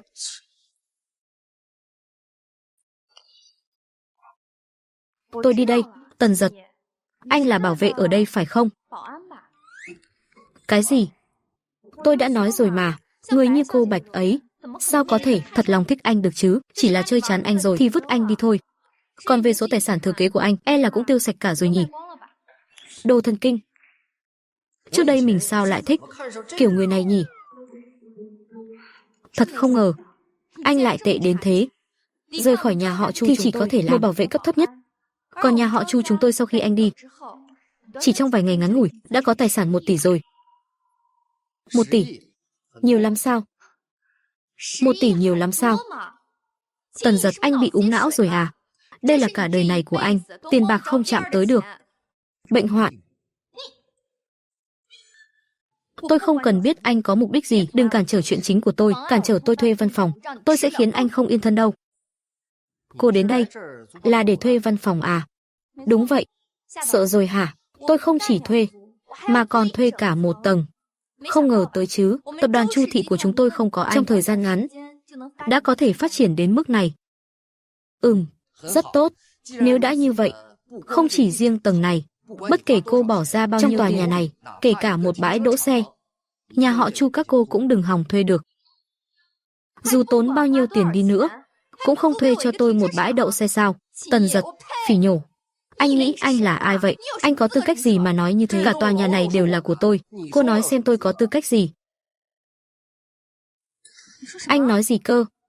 Tòa nhà này là của anh à? Tần Giật, anh bị điên rồi à? Chỉ anh thôi. Anh có biết tòa nhà này trị giá bao nhiêu không? Ít nhất 3 tỷ đó. Còn đáng giá hơn cả tập đoàn Chu nữa đó. Còn anh, này cô, không nghe lời anh Tần nói sao? Mau đưa cô Chu rời đi. Anh Tần, mời. Tần Giật, anh đừng đi. Cô Chu, sếp của chúng tôi đã nói rồi, cô đừng còn quấn lấy nữa. Xin mời. Sếp của các người. Ý của cô là... Tần Giật đúng là chủ nhân của tòa nhà này. Đúng vậy, cô Chu. Chuyện không thể quá 3 lần. Mời đi.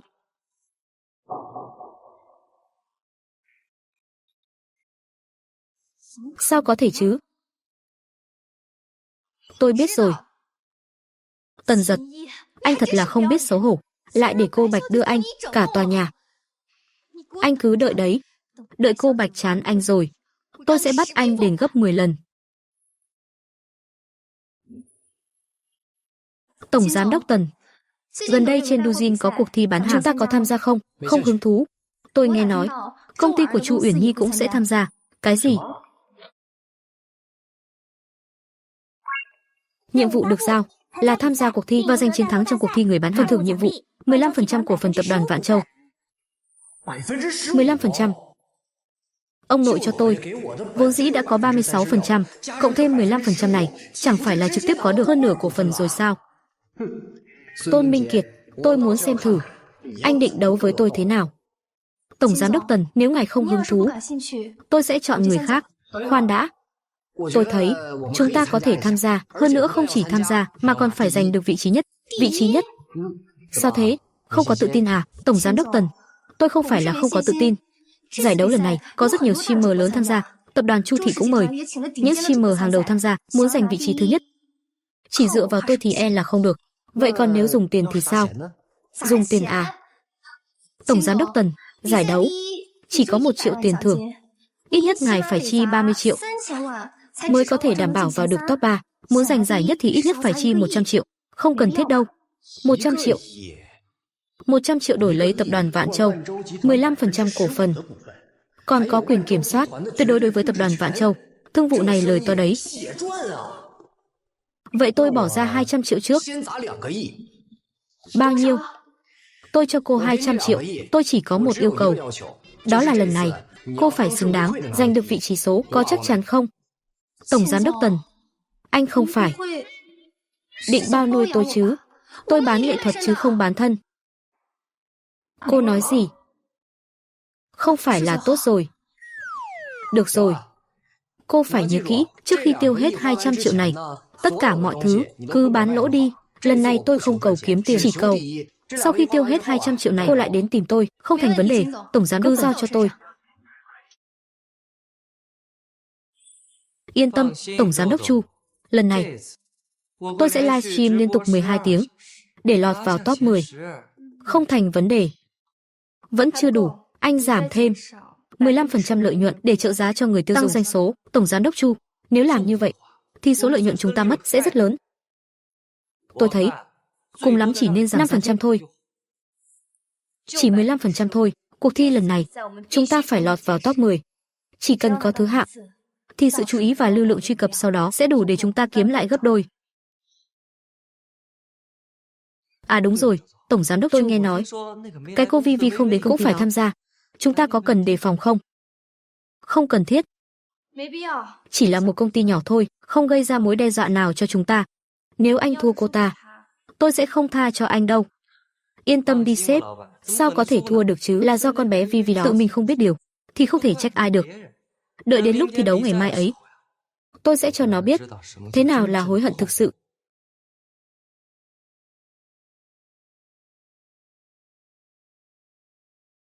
Tần Giật, cứ chờ mà hối hận đi.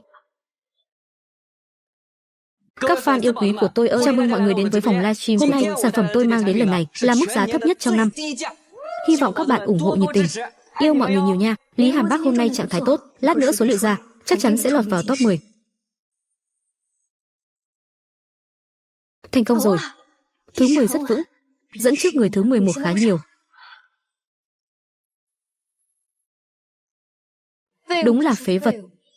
Không chọn tập đoàn Chu Thị của chúng ta chính là sai lầm lớn nhất của cô. Nói ra thì, làm livestream bán hàng ban đầu là ý của Tần Giật. Nhưng mà, Tần Giật, là do anh tự đọa đầy bản thân. Cả đời này của anh đều không xứng với tôi.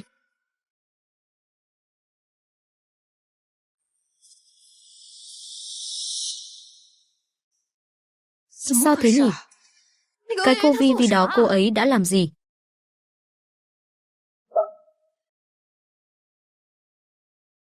Tổng giám đốc chương trình khuyến mãi của phòng livestream hiện đang đứng top hot search trên nhiều nền tảng, truy cập vẫn cao. Nếu cứ tiếp tục là sẽ gây cho chúng ta. Chết tiệt, công ty livestream đằng sau điên rồi à? Thông báo cho Lý Hàm Bác giảm thêm 1/10 nữa. Lần này chúng ta thà không kiếm được cũng phải giữ vững top 10 cho tôi. Mọi người, tôi thề, tôi thật sự không lừa các bạn đâu. Đầu óc ông chủ của chúng tôi chắc chắn là bị uống nước rồi. Hôm nay hàng hóa trong phòng live của chúng tôi bán một cái lỗ một cái. Tôi cũng không hiểu anh ta đang nghĩ gì vậy. Được rồi, bây giờ tôi cứ bán tự do, các bạn tự đi so sánh giá nhé. Ôi trời, thật sao? Mọi người, nếu các anh chị phát hiện bất cứ thứ gì, giá của chúng ta cao hơn bất kỳ kênh nào, thì cứ nói với tôi. Sếp tôi hôm nay đã nói, chỉ cần chúng tôi chưa kịp để ý, thì cứ giảm giá thẳng 30%. Hôm nay, chúng tôi chỉ mong bán được hàng, không mong kiếm được tiền, chỉ mong bán được hàng, không mong kiếm được tiền. Không tệ nha, đứng thứ 10 rồi. Tiếp tục cố gắng nhé, điên rồi, chắc chắn là điên rồi.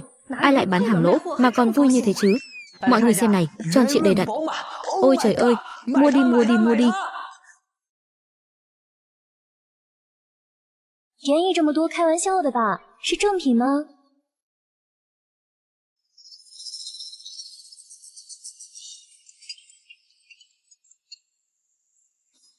Bà chủ, không ổn rồi, phòng livestream chỉ có 1/5 số người thôi.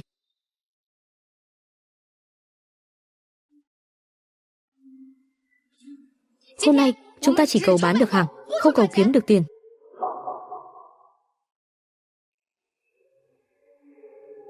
Không được, không còn thời gian nữa. Thời gian tiếp theo, không đuổi kịp hạng 10 nữa rồi. Này, không còn thời gian nữa, phải giữ vững hạng 10, giảm giá nữa. Mọi người, sếp của chúng tôi đã ra lệnh, giảm giá nữa đi. Đúng vậy, những người đã mua sản phẩm trước đó cũng có thể nhận được trợ cấp. Không được, không còn thời gian nữa. Thời gian hiện tại, không thể đuổi kịp vị trí thứ 10 được. Alo, giảm giá nữa. Nhưng mà Tổng Giám đốc Chu, dòng tiền của công ty thật sự không trụ nổi đâu ạ. Bây giờ bán 1 phần, lỗ 1 phần. Chúng ta sắp chạm đến giới hạn rồi. Sao lại thế này? Tổng Giám đốc Chu, chúng ta không lọt vào top 10. Khi công bố kết quả, chúng ta chẳng được lợi lộc gì cả. Hơn nữa lần này, chúng ta còn bị mất dòng tiền mặt hơn 30 triệu. Anh nói bao nhiêu? Hơn 30 triệu. Dòng tiền của công ty gần như mất hết rồi.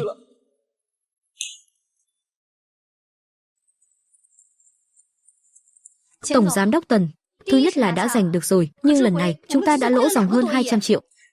Chắc là ngài không phải định bảo tôi đến trả nợ đi.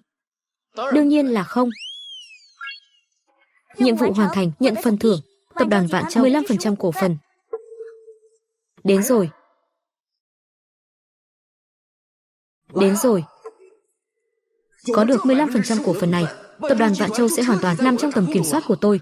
Đã đến lúc thanh toán với đám giả đầu kia rồi đây. Tổng Giám đốc Tần, anh không sao chứ? Anh đừng quá phấn khích thế. Anh phấn khích thế, tôi sợ đấy. Cô làm tốt lắm. Công ty này có thể giao cho cô quản lý. Tôi, khả năng quản lý của cô và khả năng ngân sách đều không tệ. Vậy thì tôi sẽ đề bạt cô lên phó tổng trước. Tổng Giám đốc Tần, ngài chắc chắn chứ? Không cần tôi phải luật ngầm với anh đâu. Không cần. Cảm ơn Tổng Giám đốc Tần. Tổng Giám đốc Tần, nếu anh thật sự Muốn luật ngầm thì cứ nói thẳng, tôi cũng không phải là không thể, không cần.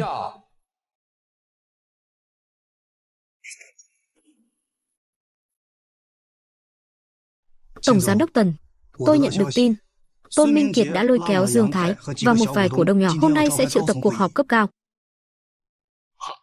Cuộc họp cấp cao, tôi là chủ tịch, mà lại không hề cuộc họp cấp cao này.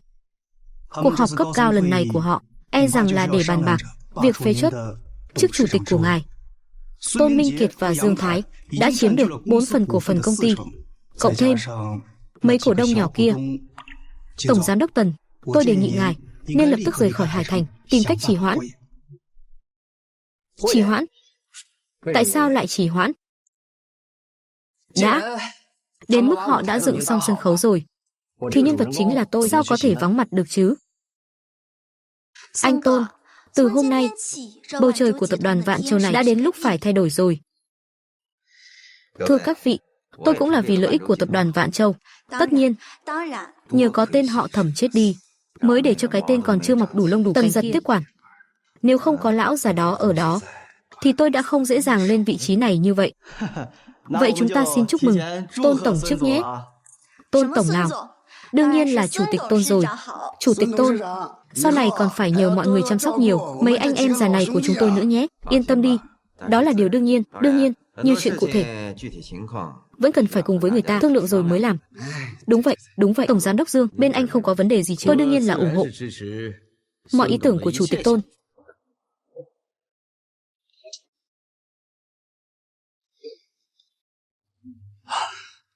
Được, vì mọi người đã đến, vậy tôi xin tuyên bố, cuộc họp hội đồng quản trị hôm nay chính thức bắt đầu. Mọi người đã đến đủ cả rồi. Tổng giám đốc Tần vẫn chưa đến sao? Tần Giật có đến hay không không quan trọng. Vốn dĩ cuộc họp hội đồng quản trị hôm nay là để bãi nhiệm Tần Giật. Vị trí chủ tịch của anh ta, bãi nhiệm Tổng giám đốc Tần. Tổng giám đốc Tôn, ông không đùa đấy chứ? Sao vậy? Anh cũng có ý kiến à? Nếu không ai có ý kiến gì, vậy tôi nói thẳng nhé. Kể từ hôm nay, tập đoàn Vạn Châu sẽ phải tôn tôi là Tôn Minh Kiệt làm chủ.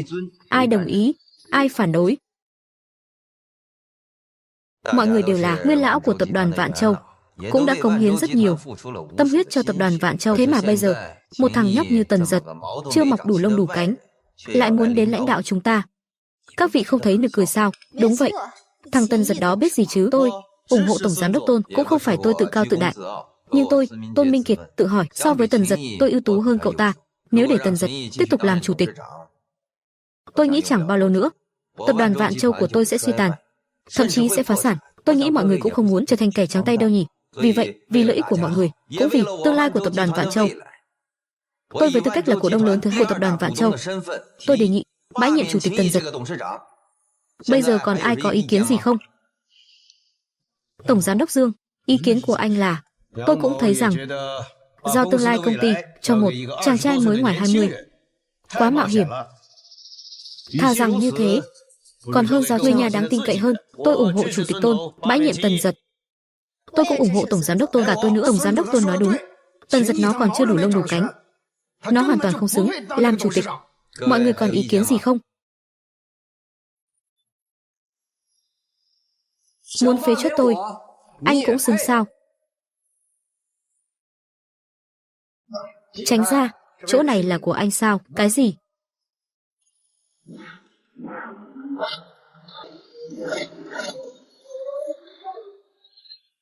Cái này. Tần Giật, ngươi làm gì vậy?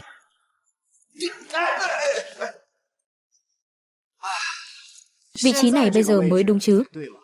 Tần Giật, ta là cổ đông lớn thứ hai của công ty. Chỉ riêng cổ phần của ta và tổng giá đã là 40% rồi. Ngươi chẳng qua 36% cổ phần. Dựa vào đâu mà tôi không thể bãi nhiệm anh? Ai nói với anh là tôi chỉ có 36% cổ phần? Thằng nhóc này cũng không phải là vô dụng, còn biết thu mua cổ phần trước. Thì sao nào? Anh có thấy những người có mặt ở đây không?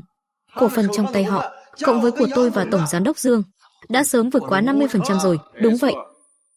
Tần Giật, biết điều thì mau chóng rời đi, còn giữ được thể diện. Thật sự nó loạn lên, anh cũng chẳng được lợi gì đâu. Thật sao? Tôi nói cho anh biết Tần Giật, tôi không quan tâm anh đã mua bao nhiêu cổ phần. Việc phế truất anh hôm nay không thể thương lượng. Anh chắc chắn rằng trong tay họ còn lại bao nhiêu cổ phần không? Gì cơ? Nếu tôi nhớ không lầm, trước đây cô có cổ phần còn 4%, bây giờ còn lại bao nhiêu? Anh, sao anh biết? Nếu tôi nhớ không nhầm, số cổ phần cô đang nắm giữ chắc không tới 1% nữa đâu nhỉ? Anh, còn cổ phần trong tay của các người chắc cũng không còn quá 1% nữa đâu nhỉ? Chẳng lẽ anh đã thâu tóm cổ phần của họ rồi sao? Đúng vậy, người đã thâu tóm cổ phần trong tay họ là tôi. Thì sao? Thì sao chứ? Dù anh có mua được một phần cổ phiếu của công ty thì được bao nhiêu? Ôi trời, không nhiều đâu. Của họ, cộng thêm ở ngoài một số cổ phiếu lẻ tôi mua, còn có của ông tôi nữa, cũng chỉ khoảng 51% thôi. Cái gì? Tần Giật, anh đừng hòng lừa tôi. Anh đột nhiên thu mua 15% cổ phần. Anh lấy đâu ra nhiều tiền như vậy? Đúng vậy, anh chỉ là một thằng nhóc nghèo, chỉ lấy được di sản của ông cụ Thẩm. Anh lấy đâu ra nhiều tiền mặt như vậy? Dù các anh có tin hay không, hồ sơ giao dịch đều ở đây. Cái này lại là thật. Sao? Sao lại thế này? Tôn Minh Kiệt, lẽ ra tôi không nên giúp anh. Nếu không phải vì anh, thì tôi cũng sẽ không ra nông nỗi này. Anh Tôn, bây giờ chúng ta nên tính sổ cả rồi chứ? Tôi thua rồi. Tôi lại thua tên này. Thằng nhóc còn chưa mọc đủ lông đủ cánh. Với tư cách là cổ đông lớn nhất và cả chủ tịch hội đồng quản trị, tôi tuyên bố bãi nhiệm Tôn Minh Kiệt và tất cả các chức vụ của Dương Thái. Có ai phản đối không? Các anh, các người. Này, về nhà ngoan ngoãn dưỡng già đi, ta còn có thể tha cho cái mạng chó của ngươi. Nếu không thì ta sẽ cho ngươi biết tay. Đưa đi. Áp giải, các người làm gì? Các người muốn làm gì? Đừng động vào tôi. Đừng động vào tôi. Buông tôi ra, buông ra. Tổng giám đốc Tần. Vệ Hưng Hoài là trợ lý của tôi, cũng là người cũ mà ông của tôi để lại. Mọi người chắc đều quen rồi chứ. Từ hôm nay trở đi, sau này tất cả những việc nhỏ đều có thể báo cáo trực tiếp cho cậu ấy. Tổng giám đốc Tần, không được. Tôi tin tưởng anh.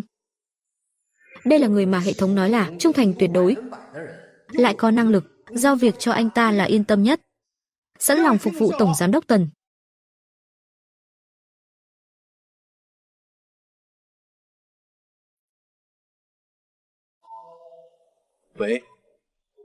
Anh rể, chúng ta nói chuyện đi. Tìm tôi có chuyện gì? Anh rể, này, tôi và chị cô đã ly hôn rồi, tôi không còn là anh rể cô nữa. Tần Giật, tôi biết rồi, nhà họ Chu đã làm gì có lỗi với anh. Tôi đã nói chuyện rất gay gắt với họ. Bây giờ, tôi đã bị họ đuổi ra khỏi nhà rồi. Hả? Cái cô nhóc này, định làm gì vậy? Tần Giật, từ khi anh và chị tôi kết hôn, tôi luôn rất ngưỡng mộ anh. Anh là người đàn ông mà tôi từng thấy trung thành nhất với tình yêu và gia đình, cũng là người dũng cảm cống hiến nhất. Ước nguyện sau này của tôi là muốn có thể tìm được một người như anh. Vậy sao? Đáng tiếc chị cô không nghĩ vậy. Nếu chị tôi không trân trọng, vậy tôi theo đuổi anh được không? Cái gì? Tần Giật, tôi nghiêm túc đấy. Anh nhìn tôi này, tôi trẻ hơn chị tôi, còn đáng yêu hơn chị tôi nữa. Hơn nữa, tôi đã học được không ít kỹ thuật từ cô bạn thân nữ hoàng biển của tôi, chắc chắn có thể làm anh hài lòng. Này, cái này thì khỏi phải nói rồi, mấy năm nay cô nàng này, tôi học được chút ở trường. Học được gì vậy? Tần Giật, anh suy nghĩ kỹ một chút đi. Này, Thi Vũ, dù sao tôi cũng là anh rể cũ của cô, hai chúng ta đã có mối quan hệ như vậy, không được. Thế thì sao? Anh là anh rể cũ của em. Anh hãy suy nghĩ cho em đi mà. Sau này em nhất định sẽ đối xử tốt với anh. Em vợ cũ quyến rũ anh rể cũ. Cảnh tượng gì thế này? Thi Vũ à, em. Chu Thi Vũ, Tần Giật, hai người đang làm gì vậy? Bố, chị, hai người đến đây làm gì? Chu Thi Vũ, em là người nhà họ Chu, thế mà lại lén lút. Tần Giật. Tần Giật, anh lén lút hẹn gặp em gái tôi, anh có mục đích gì? Theo tôi thấy, anh chỉ muốn thông qua Thi Vũ lại một lần nữa với nhà họ Chu sao? Tôi nói cho anh biết, nhà họ Chu chúng tôi tuyệt đối sẽ không để phải tốn thêm một xu nào nữa. Bố ơi, là con đã hẹn Tần Giật, bố đừng nói nữa. Chu Thi Vũ, về nhà với chị đi. Cái gì chứ? Em có biết không, tên này là người thế nào? Em dây dưa với hắn, muốn hại chết nhà họ Chu chúng ta sao? Cái gì? Sau khi ly hôn với chị, tên này lại bám lấy cô chủ nhà họ Bạch, làm trai bao cho người ta. Anh rể không phải người như vậy. Không thể nào. Không tin em cứ hỏi anh ấy có một tòa nhà văn phòng. Đúng là, tôi có một tòa nhà văn phòng. Nhưng ai nói cho cô biết vậy? Là Bạch Thanh Nguyệt tặng tôi. Không phải Bạch Thanh Nguyệt cho anh sao? Thế ai cho anh? Không thể là di sản tôi được thừa kế sao? Mấy người họ hàng nghèo kết xác của anh có thể cho anh được di sản gì chứ? Cả một tòa nhà lận đều là di sản của anh. Sao anh không nói? Tập đoàn Vạn Châu cũng là di sản của anh. Ai nói với cô? Tập đoàn Vạn Châu không phải của tôi. Tập đoàn Vạn Châu là của anh. Tần Giật, chắc là cậu chưa tỉnh ngủ đâu nhỉ? Cậu có biết không? Tập đoàn Vạn Châu là một doanh nghiệp có giá trị thị trường. Đúng vậy. Vậy mà cậu cũng dám nói tập đoàn Vạn Châu là của cậu. Nổ mà không cần viết nháp à? Theo tôi biết, tập đoàn Vạn Châu, vị tân chủ tịch, trong tay đang nắm giữ tập đoàn Vạn Châu hơn 50% cổ phần. Chẳng lẽ anh muốn nói huyền thoại đó chính là anh? Đó là tài sản hơn 150 tỷ. Anh không phải muốn nói vị tỷ phú trăm tỷ đó là anh chứ?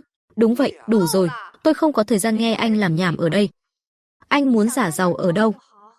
Tôi có thể làm ngơ, nhưng trước mặt tôi, anh có tư cách gì? Em về nhà với chị đi. Chị ơi, em tin anh ấy. Anh rể không phải là người ăn nói bừa bãi. Em tin anh ta, thì tức là em không tin chị. Cái tên Tần Giật đó, hắn có tư cách gì mà bắt em nói dối? Dù sao thì em vẫn tin anh ta. Được. Vậy hôm nay, chị sẽ đích thân vạch trần bộ mặt thật của anh ta. Tần Giật, anh không phải nói anh là tập đoàn Vạn Châu chủ tịch mới nhậm chức à? Không xa chính là tập đoàn Vạn Châu. Có bản lĩnh thì cứ dẫn chúng tôi vào đi. Tại sao tôi phải dẫn cô vào? Anh không dám đi thì thôi, còn giả vờ cái gì nữa? Tại sao? Chỉ cần anh có thể đưa chúng tôi vào, chứng minh anh chính là chủ tịch tập đoàn Vạn Châu, tôi sẽ đồng ý tái hôn với anh. Hừ, tái hôn? Cô đang mơ à mà chưa tỉnh? Chu Uyển Nhi, cô là cái thá gì chứ? Dựa vào đâu mà tôi phải tái hôn với cô? Tần Giật, đừng giả vờ nữa. Những năm qua anh yêu tôi, yêu đến chết đi sống lại. Nếu tôi nói đồng ý tái hôn với anh, liệu anh có đồng ý không? Kể từ ngày cô đề nghị ly hôn, mối quan hệ của chúng ta đã kết thúc rồi. Xin lỗi yêu cầu của các người, tôi không thể đáp ứng. Nhưng tôi vẫn cảm ơn sự tin tưởng của cô. Sau này nếu cô có cần giúp đỡ gì, cứ việc lên tiếng.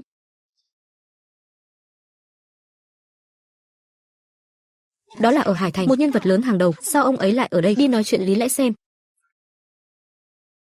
Ông chủ Giang, gió nào đưa ông đến đây vậy? Ông chủ Giang, tôi là người của tập đoàn Chu Kiến Học. Tránh ra. Tổng giám đốc Tần. Anh là ai vậy? Tôi là Tiểu Giang. Tổng giám đốc Tần xin ngài đợi một lát. Đây là danh thiếp của tôi ạ. Sau này nếu có cơ hội, còn hy vọng tổng giám đốc Tần có thể giúp đỡ nhiều hơn. Ông chủ Giang. Ông làm gì thế? Ông chủ Giang, Tần Giật chỉ là một người mà tôi đã vứt bỏ thôi.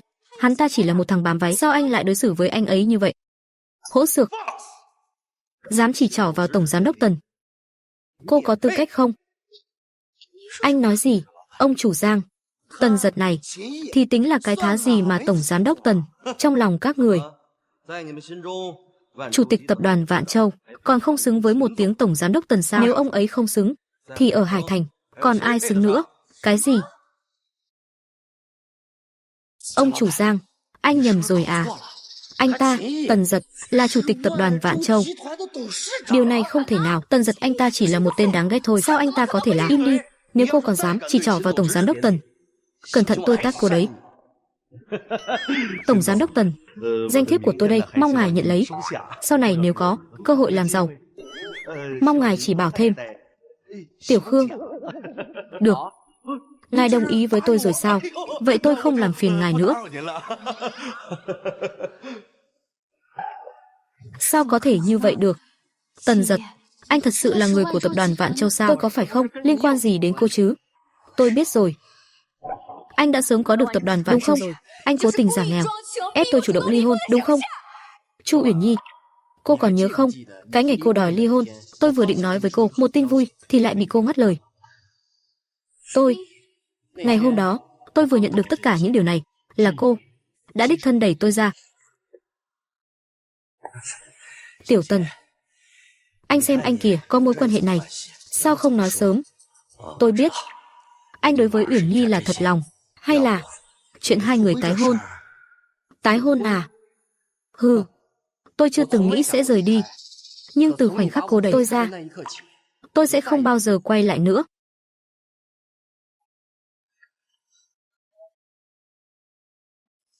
Xem con làm cái việc tốt gì này, con đã bỏ lỡ những gì rồi. Chị à, đáng lẽ chị đã có thể có được mọi thứ chị muốn, là do chính chị đã tự tay đẩy đi. Thi Vũ,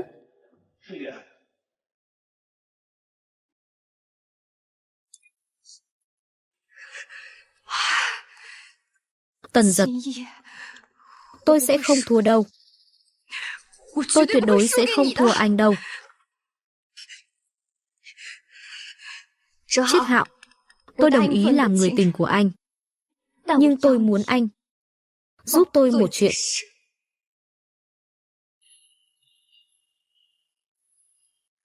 Anh về rồi à? Thanh Nguyệt, em về rồi à? Sao em lại ở đây? Em dọn đến đây rồi mà. Dọn nhà? Em mua căn nhà bên cạnh nhà anh là vì sao vậy? Chuyện lần trước em hỏi anh suy nghĩ thế nào rồi? Thì ra lúc đó cô ấy là thật lòng. Nữ thần Bạch Đại tỏ tình với tôi, chuyện chỉ xảy ra trong mơ, ai ngờ lại xảy ra với tôi. Thanh Nguyệt, em chắc chắn muốn gả cho anh sao? Anh chỉ là một kẻ may mắn nhặt được vận may thôi. Nếu không có khoản thừa kế đó, bây giờ anh thậm chí còn không đủ tư cách đứng trước mặt em. Chắc chắn, em rất chắc chắn, Tần Giật.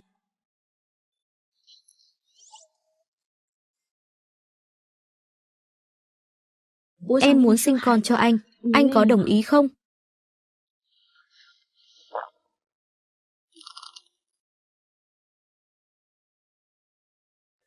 Thanh Nguyệt, sao em lại làm vậy?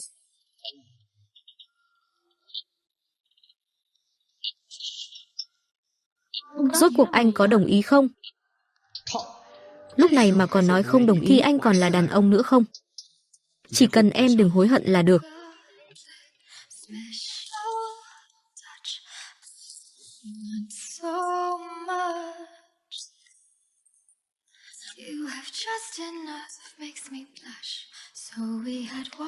Nữ thần Bạch quả thật là giàu có và hào phóng.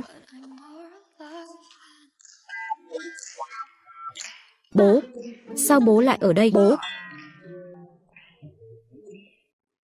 Bạch gia lừng danh Hải Thành, tôi lại dám ngay trước mặt ông ấy trêu ghẹo con gái ông ấy. Ông ấy sẽ không cắt tôi ra làm đậu phụ chứ? Biệt thự mới mua của con gái tôi mà tôi còn không được đến xem sao? Cũng không phải tôi nói các người, giữa ban ngày hai đứa cũng nên chú ý một chút. Bạch gia, tôi không có ý đó, tôi vừa mới không cần bố quan tâm, hả? Tiểu thư, cái này đúng không? Lần sau ba đến thì không thể báo trước một tiếng sao? Hơn nữa con không quan tâm. Nếu như ông nội hỏi trước, chắc trai của ông đâu rồi? Tôi đã bảo là bị ba làm mất rồi mà. Con gái yêu quý, bố sai rồi. Bố sai rồi không được sao? Bố đến thăm con rể. Thế này cũng không được à? Bạch gia Gọi là Bạch gia à? Gọi là bố. Cái này nhanh quá rồi. Nhanh gì mà nhanh? Con gái bảo bối của bố đã đợi con gần 10 năm rồi. May mà con ly hôn rồi, nếu không thì nhà họ Bạch chúng ta tuyệt tự tuyệt tôn rồi. Bố. Chú Bạch Bạch. Chú vừa nói, Thanh Nguyệt đợi tôi 10 năm. Là có ý gì vậy ạ? Tôi và Thanh Nguyệt đã quen nhau từ cấp 3 rồi sao? Ấn tượng đầu tiên của tôi về cô ấy là lúc chị ấy về, diễn thuyết năm lớp 12. Những lúc khác ở cấp 3, hình như không có giao nhau nhỉ? Cậu không nhớ sao? Lúc đó cậu đã cứu một chị bị bắt nạt trong trường, bắt nạt học đường. Cứ tưởng nhà mình có tí tiền, học giỏi thì sao chứ? Một đứa không có bố, có tư cách gì mà dám lớn tiếng với chúng ta? Họp phụ huynh là do người hầu đi họp. Bố cậu chắc đã bỏ rơi cậu từ lâu rồi. Dừng tay, nhìn cái gì? Còn dám bắt nạt người, tiểu gia ta không ngại đánh phụ nữ đâu. Sợ bọn họ làm gì? Nghe họ nói cô khá giàu. Nếu là tôi sẽ thuê ngay 2 vệ sĩ theo sau. Ai mà gây sự với tôi sẽ lên xử lý hắn. Những người như bọn họ, tuyệt đối đừng nuông chiều. Càng nuông chiều càng được đà. Đưa đây.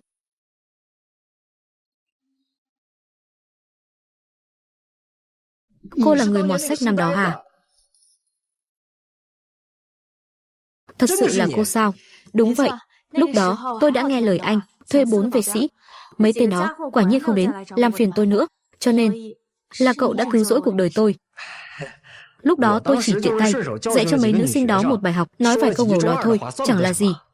Với anh mà nói, có lẽ chẳng là gì, nhưng với em mà nói, nếu không có anh, thì Bạch Thanh Nguyệt đã. Thanh Nguyệt, từ lúc đó, em chỉ muốn gả cho anh. Anh là người đàn ông mà Bạch Thanh này kiếp này chỉ muốn gả. Thanh Nguyệt, Tần Giật, anh có đồng ý cưới em không? Em cũng là người phụ nữ tốt nhất mà anh gặp trong đời này.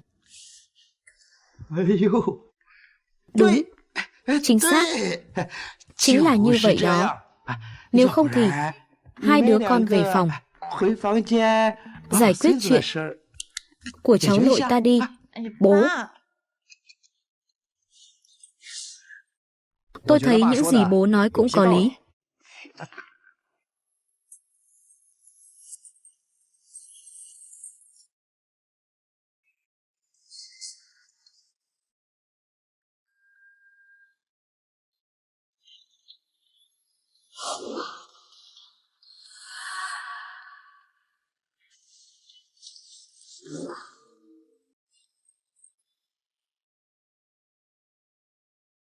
Lần đầu tiên biết, người phụ nữ yêu tôi ở đâu cũng là yêu tôi.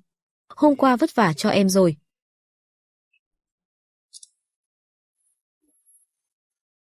Tổng giám đốc Tần, một dự án quan trọng của chúng ta gặp chút rắc rối. Chuyện gì vậy? Bên Hàn Chiết Hạo không biết bị làm sao, đột nhiên bắt đầu thao túng không có giới hạn, bôi nhọ điên cuồng về việc ngài và tập đoàn Vạn Châu. Vụ đấu thầu lần này của chúng ta, cơ hội thắng e rằng không cao như chúng ta dự đoán trước đây, chỉ là những tin tức tiêu cực trên mạng này. Chắc sẽ không ảnh hưởng đến công ty nhiều đến thế đâu nhỉ. Bình thường thì sẽ không ảnh hưởng lớn, nhưng lần này mức độ bôi nhọ của Hàn Chiết Hạo cao chưa từng có. Hình ảnh dư luận của anh trên mạng giống như kẻ phản quốc vậy. Cái này phải tốn bao nhiêu, mười mấy tỷ trở lên. Tổng giám đốc Tần, tôi đề nghị rút khỏi đợt đấu thầu này. Lợi nhuận của đợt đấu thầu này không lớn lắm, không cần phải cố gắng tham gia vào lúc này. Nhiệm vụ được giao là tham gia đấu thầu trong điều kiện đối mặt với mọi lời vu khống. Phần thưởng nhiệm vụ, Hàn Chiết Hạo và đội của anh ta tất cả bằng chứng về việc mua dư luận. Không, chúng ta phải đi. Không chỉ đi, mà còn phải đi một cách rầm rộ, thông báo cho các phương tiện truyền thông, tập đoàn Vạn Châu ngày mai sẽ tham gia đấu thầu bình thường. Hàn Chiết Hạo, lần này tôi sẽ dập tắt hoàn toàn cái mưu đồ của anh. Cần giúp gì không? Nhà họ Bạch có thể yên tâm. Chuyện nhỏ này thôi, chồng em vẫn lo liệu được. Còn chưa kết hôn mà, sao đã tự xưng là chồng rồi? Vậy thì gọi là bố đi. Anh thật tệ.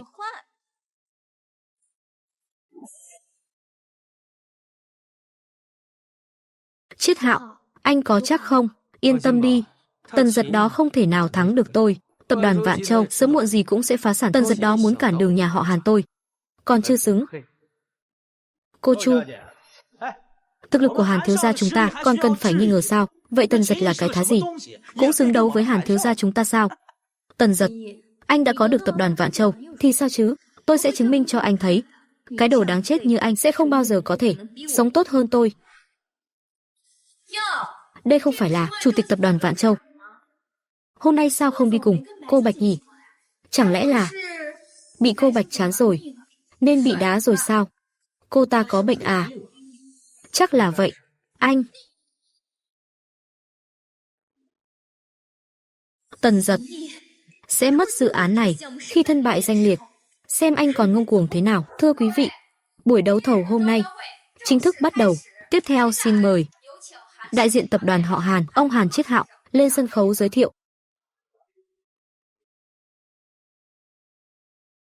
Tần Giật, anh chuẩn bị xong chưa? Tôi chuẩn bị gì cơ? Hàn thiếu, anh sẵn sàng chưa? Hôm nay tôi có một món quà lớn muốn tặng anh. Được thôi, tôi muốn xem anh còn cứng miệng được đến bao giờ.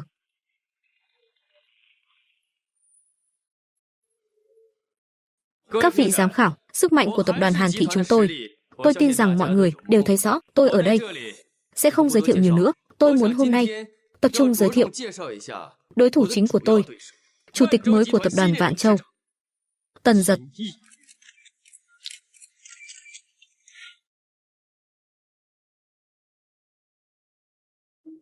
Kính thưa quý vị, về anh Tần, những tin tức này tôi cũng không biết là thật hay giả, nhưng bây giờ tin đồn trên mạng quá nhiều. Nếu là giả thì thôi, nhưng nếu là thật. Kính thưa các vị giám khảo, dự án này liên quan đến sự phát triển tương lai của Hải Thành và vô số vấn đề dân sinh. Nếu để một người có nhân phẩm như ngài Tần Giật đến phụ trách dự án, đó là sự vô trách nhiệm với toàn bộ Hải Thành, mà nhà họ Hàn tôi mới là người thích hợp nhất.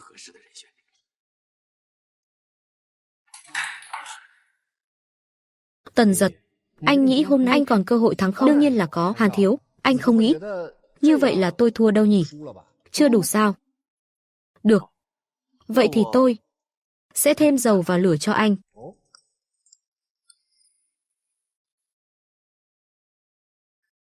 Mọi người, tôi muốn tố cáo chủ tịch tập đoàn Vạn Châu, Tần Giật, tham ô tham nhũng, vì tư lợi mà bỏ bê công việc.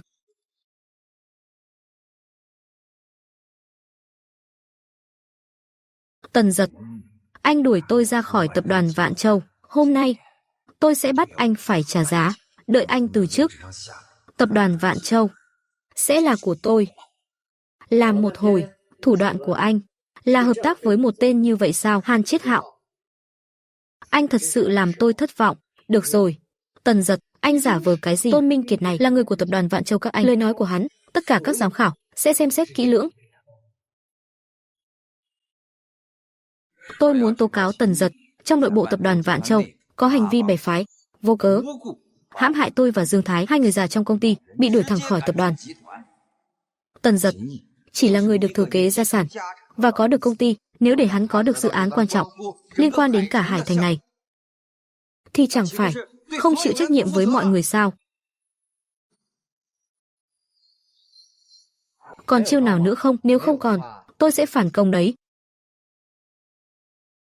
Các vị, vốn dĩ tôi không muốn nói, nhưng Tần Giật đối mặt với những lời chỉ trích này lại không hề xấu hổ, mà còn lấy đó làm vinh dự. Hôm nay, tôi sẽ nói cho mọi người biết nhân phẩm thật sự của Tần Giật. Nhân phẩm thật sự. Đúng vậy. Tôi đã điều tra và phát hiện rằng ngay từ trước khi chúng tôi ly hôn, thì Tần Giật đã nhận được tin tức thừa kế gia sản, và một trong những điều kiện để anh ta thừa kế tập đoàn Vạn Châu chính là anh ta phải độc thân.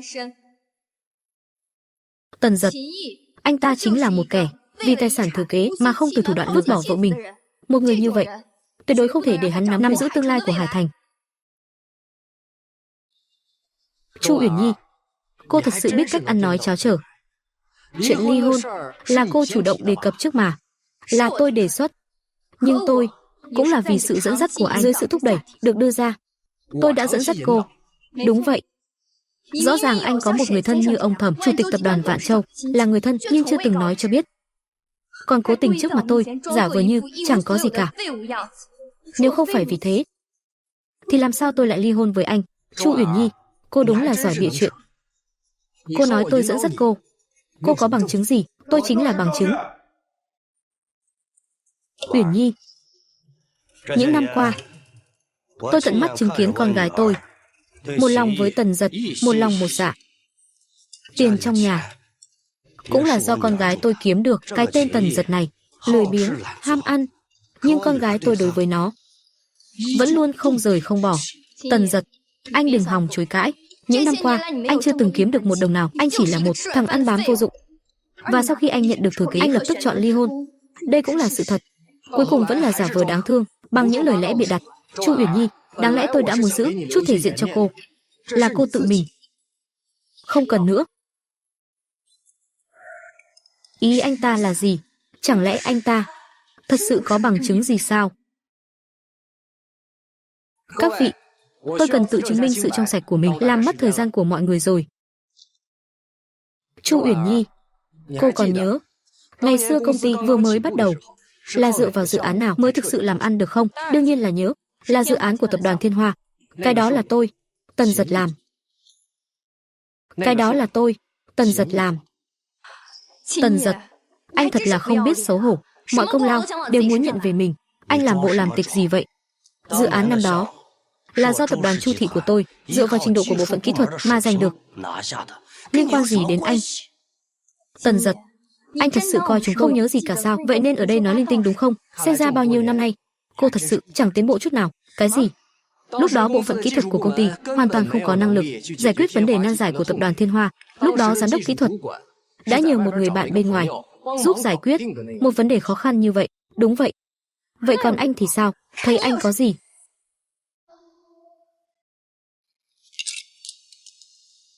Lẽ nào? Đúng vậy. Người mà anh ấy tìm chính là tôi. Sau này, mỗi dịp Tết, anh ấy đều gửi tin nhắn chúc mừng cho tôi. Nếu không tin, cô có thể tự mình đi hỏi anh ấy. Không đời nào. Không thể nào. Tôi không tin. Tôi không tin. Anh chỉ là một người nội trợ vô dụng. Sao anh có thể khả năng đó? Tần Dật, nhất định là anh đã hối lộ người đó, làm giả một số bằng chứng. Nếu không, tại sao nhiều năm như vậy anh ấy không nói ra? Đúng vậy. Nếu là anh làm, anh có lý do gì để giấu giếm? Lý do? Cô tự mình xem đi.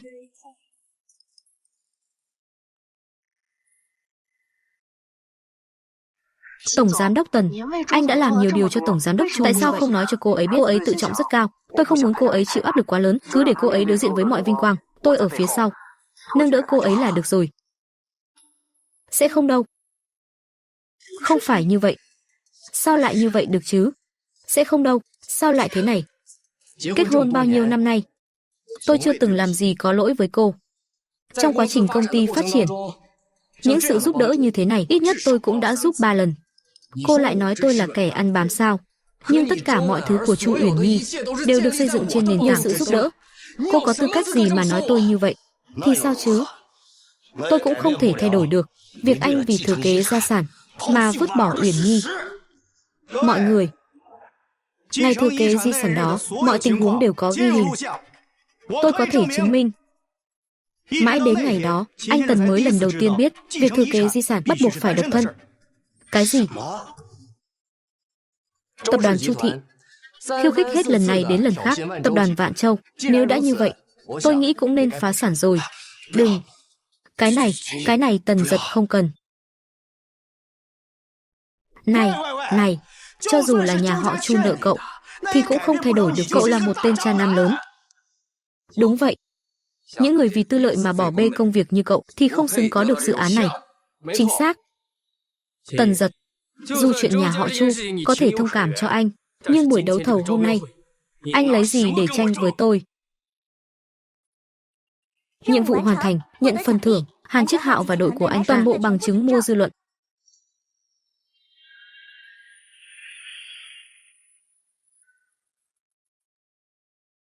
Nói xong hết rồi chứ, vậy tôi bắt đầu đây.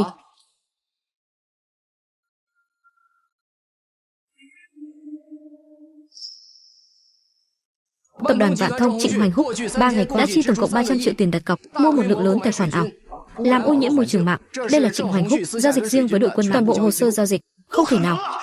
Sao anh ta lại có những thứ này? Trong đó có giao dịch riêng với Tôn Minh Kiệt, tài liệu cùng góp vốn 100 triệu để bôi nhọ tập đoàn Vạn Châu. Tôn Minh Kiệt, anh là cổ đông của tập đoàn Vạn Châu, mà lại làm ra chuyện như thế này. Anh có biết không, hành vi của anh đã liên quan đến tội phạm kinh tế rồi đấy. Anh tính sao đây? Bằng chứng như thế này mà người ta cũng có được, tôi không biết. Lúc đó tôi làm rất kín đáo. Đồ vô dụng. Đừng vội nói về anh ta. Hàn Chiết Hạo, anh tưởng mình làm tốt lắm à? Tốt đến mức nào chứ? Đây là Hàn Chiết Hạo thuê nhọ tôi, tung tin bôi nhọ tập đoàn Vạn Châu và bằng chứng về tôi, tổng cộng tốn 700 triệu. Hàn Chiết Hạo, anh nói anh đã tiêu hơn 1 tỷ, liên kết với Tôn Minh Kiệt, tên nội gián này cùng nhau tung tin đồn về tôi. Hàn thiếu, anh đúng là chịu chi lớn ấy. Tần Giật, sao có thể?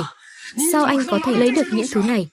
Việc này không cần Hàn thiếu phải bận tâm, anh vẫn nên nghĩ xem, sau này các người sẽ sống thế nào đi.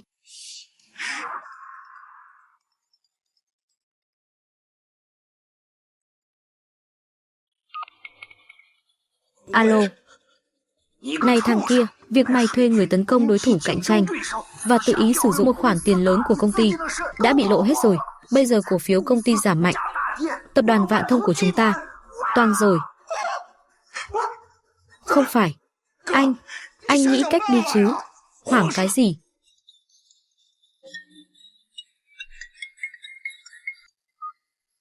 Alo bố, Hàn Chiết Hạo, tôi đã điều tra rồi. Anh không phải người nhà họ Hàn của tôi. Cái gì? Không phải, bố. Bố đang nói gì vậy? Sao tôi có thể không phải là người nhà họ Hàn được? Bằng chứng rành rành. Không cho phép anh chối cãi. Lần này tự ý sử dụng 700 triệu tiền của công ty. Anh cứ chờ bị tôi kiện đi.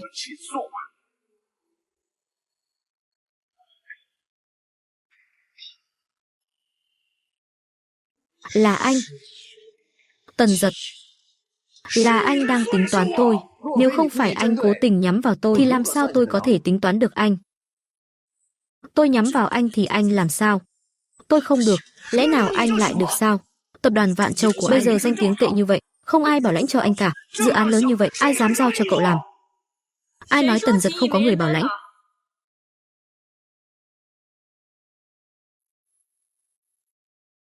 Nhà họ Bạch tôi nguyện ý vì Tần Giật bảo lãnh cho tập đoàn Vạn Châu. Nhà họ Bạch, cái này sao lại thế? Rốt cuộc là chuyện gì vậy? Không phải cô nói với tôi, Tần Giật đã bị Bạch Thanh Nguyệt chán rồi sao? Tại sao? Tại sao một người như Bạch Thanh Nguyệt lại coi trọng Tần Giật?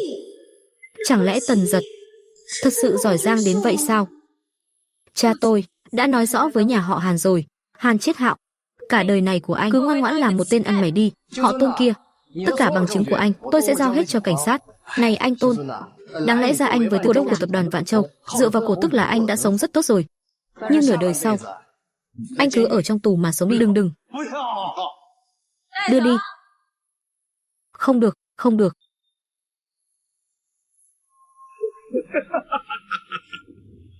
Tần Giật, xin anh tha cho nhà họ Chu chúng tôi van xin anh, tha cho nhà họ Chu chúng tôi đi, tôi tha cho ông.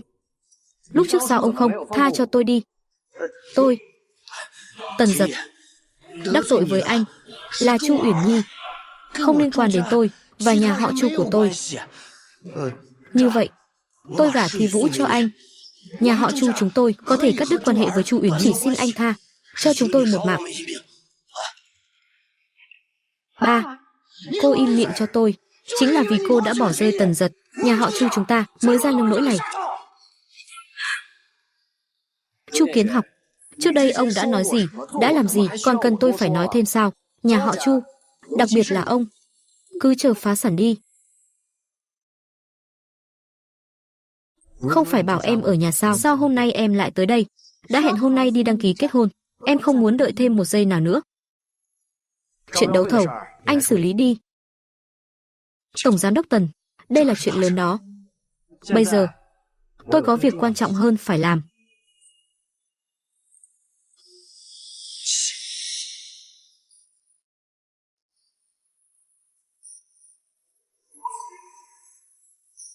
Tần Giật,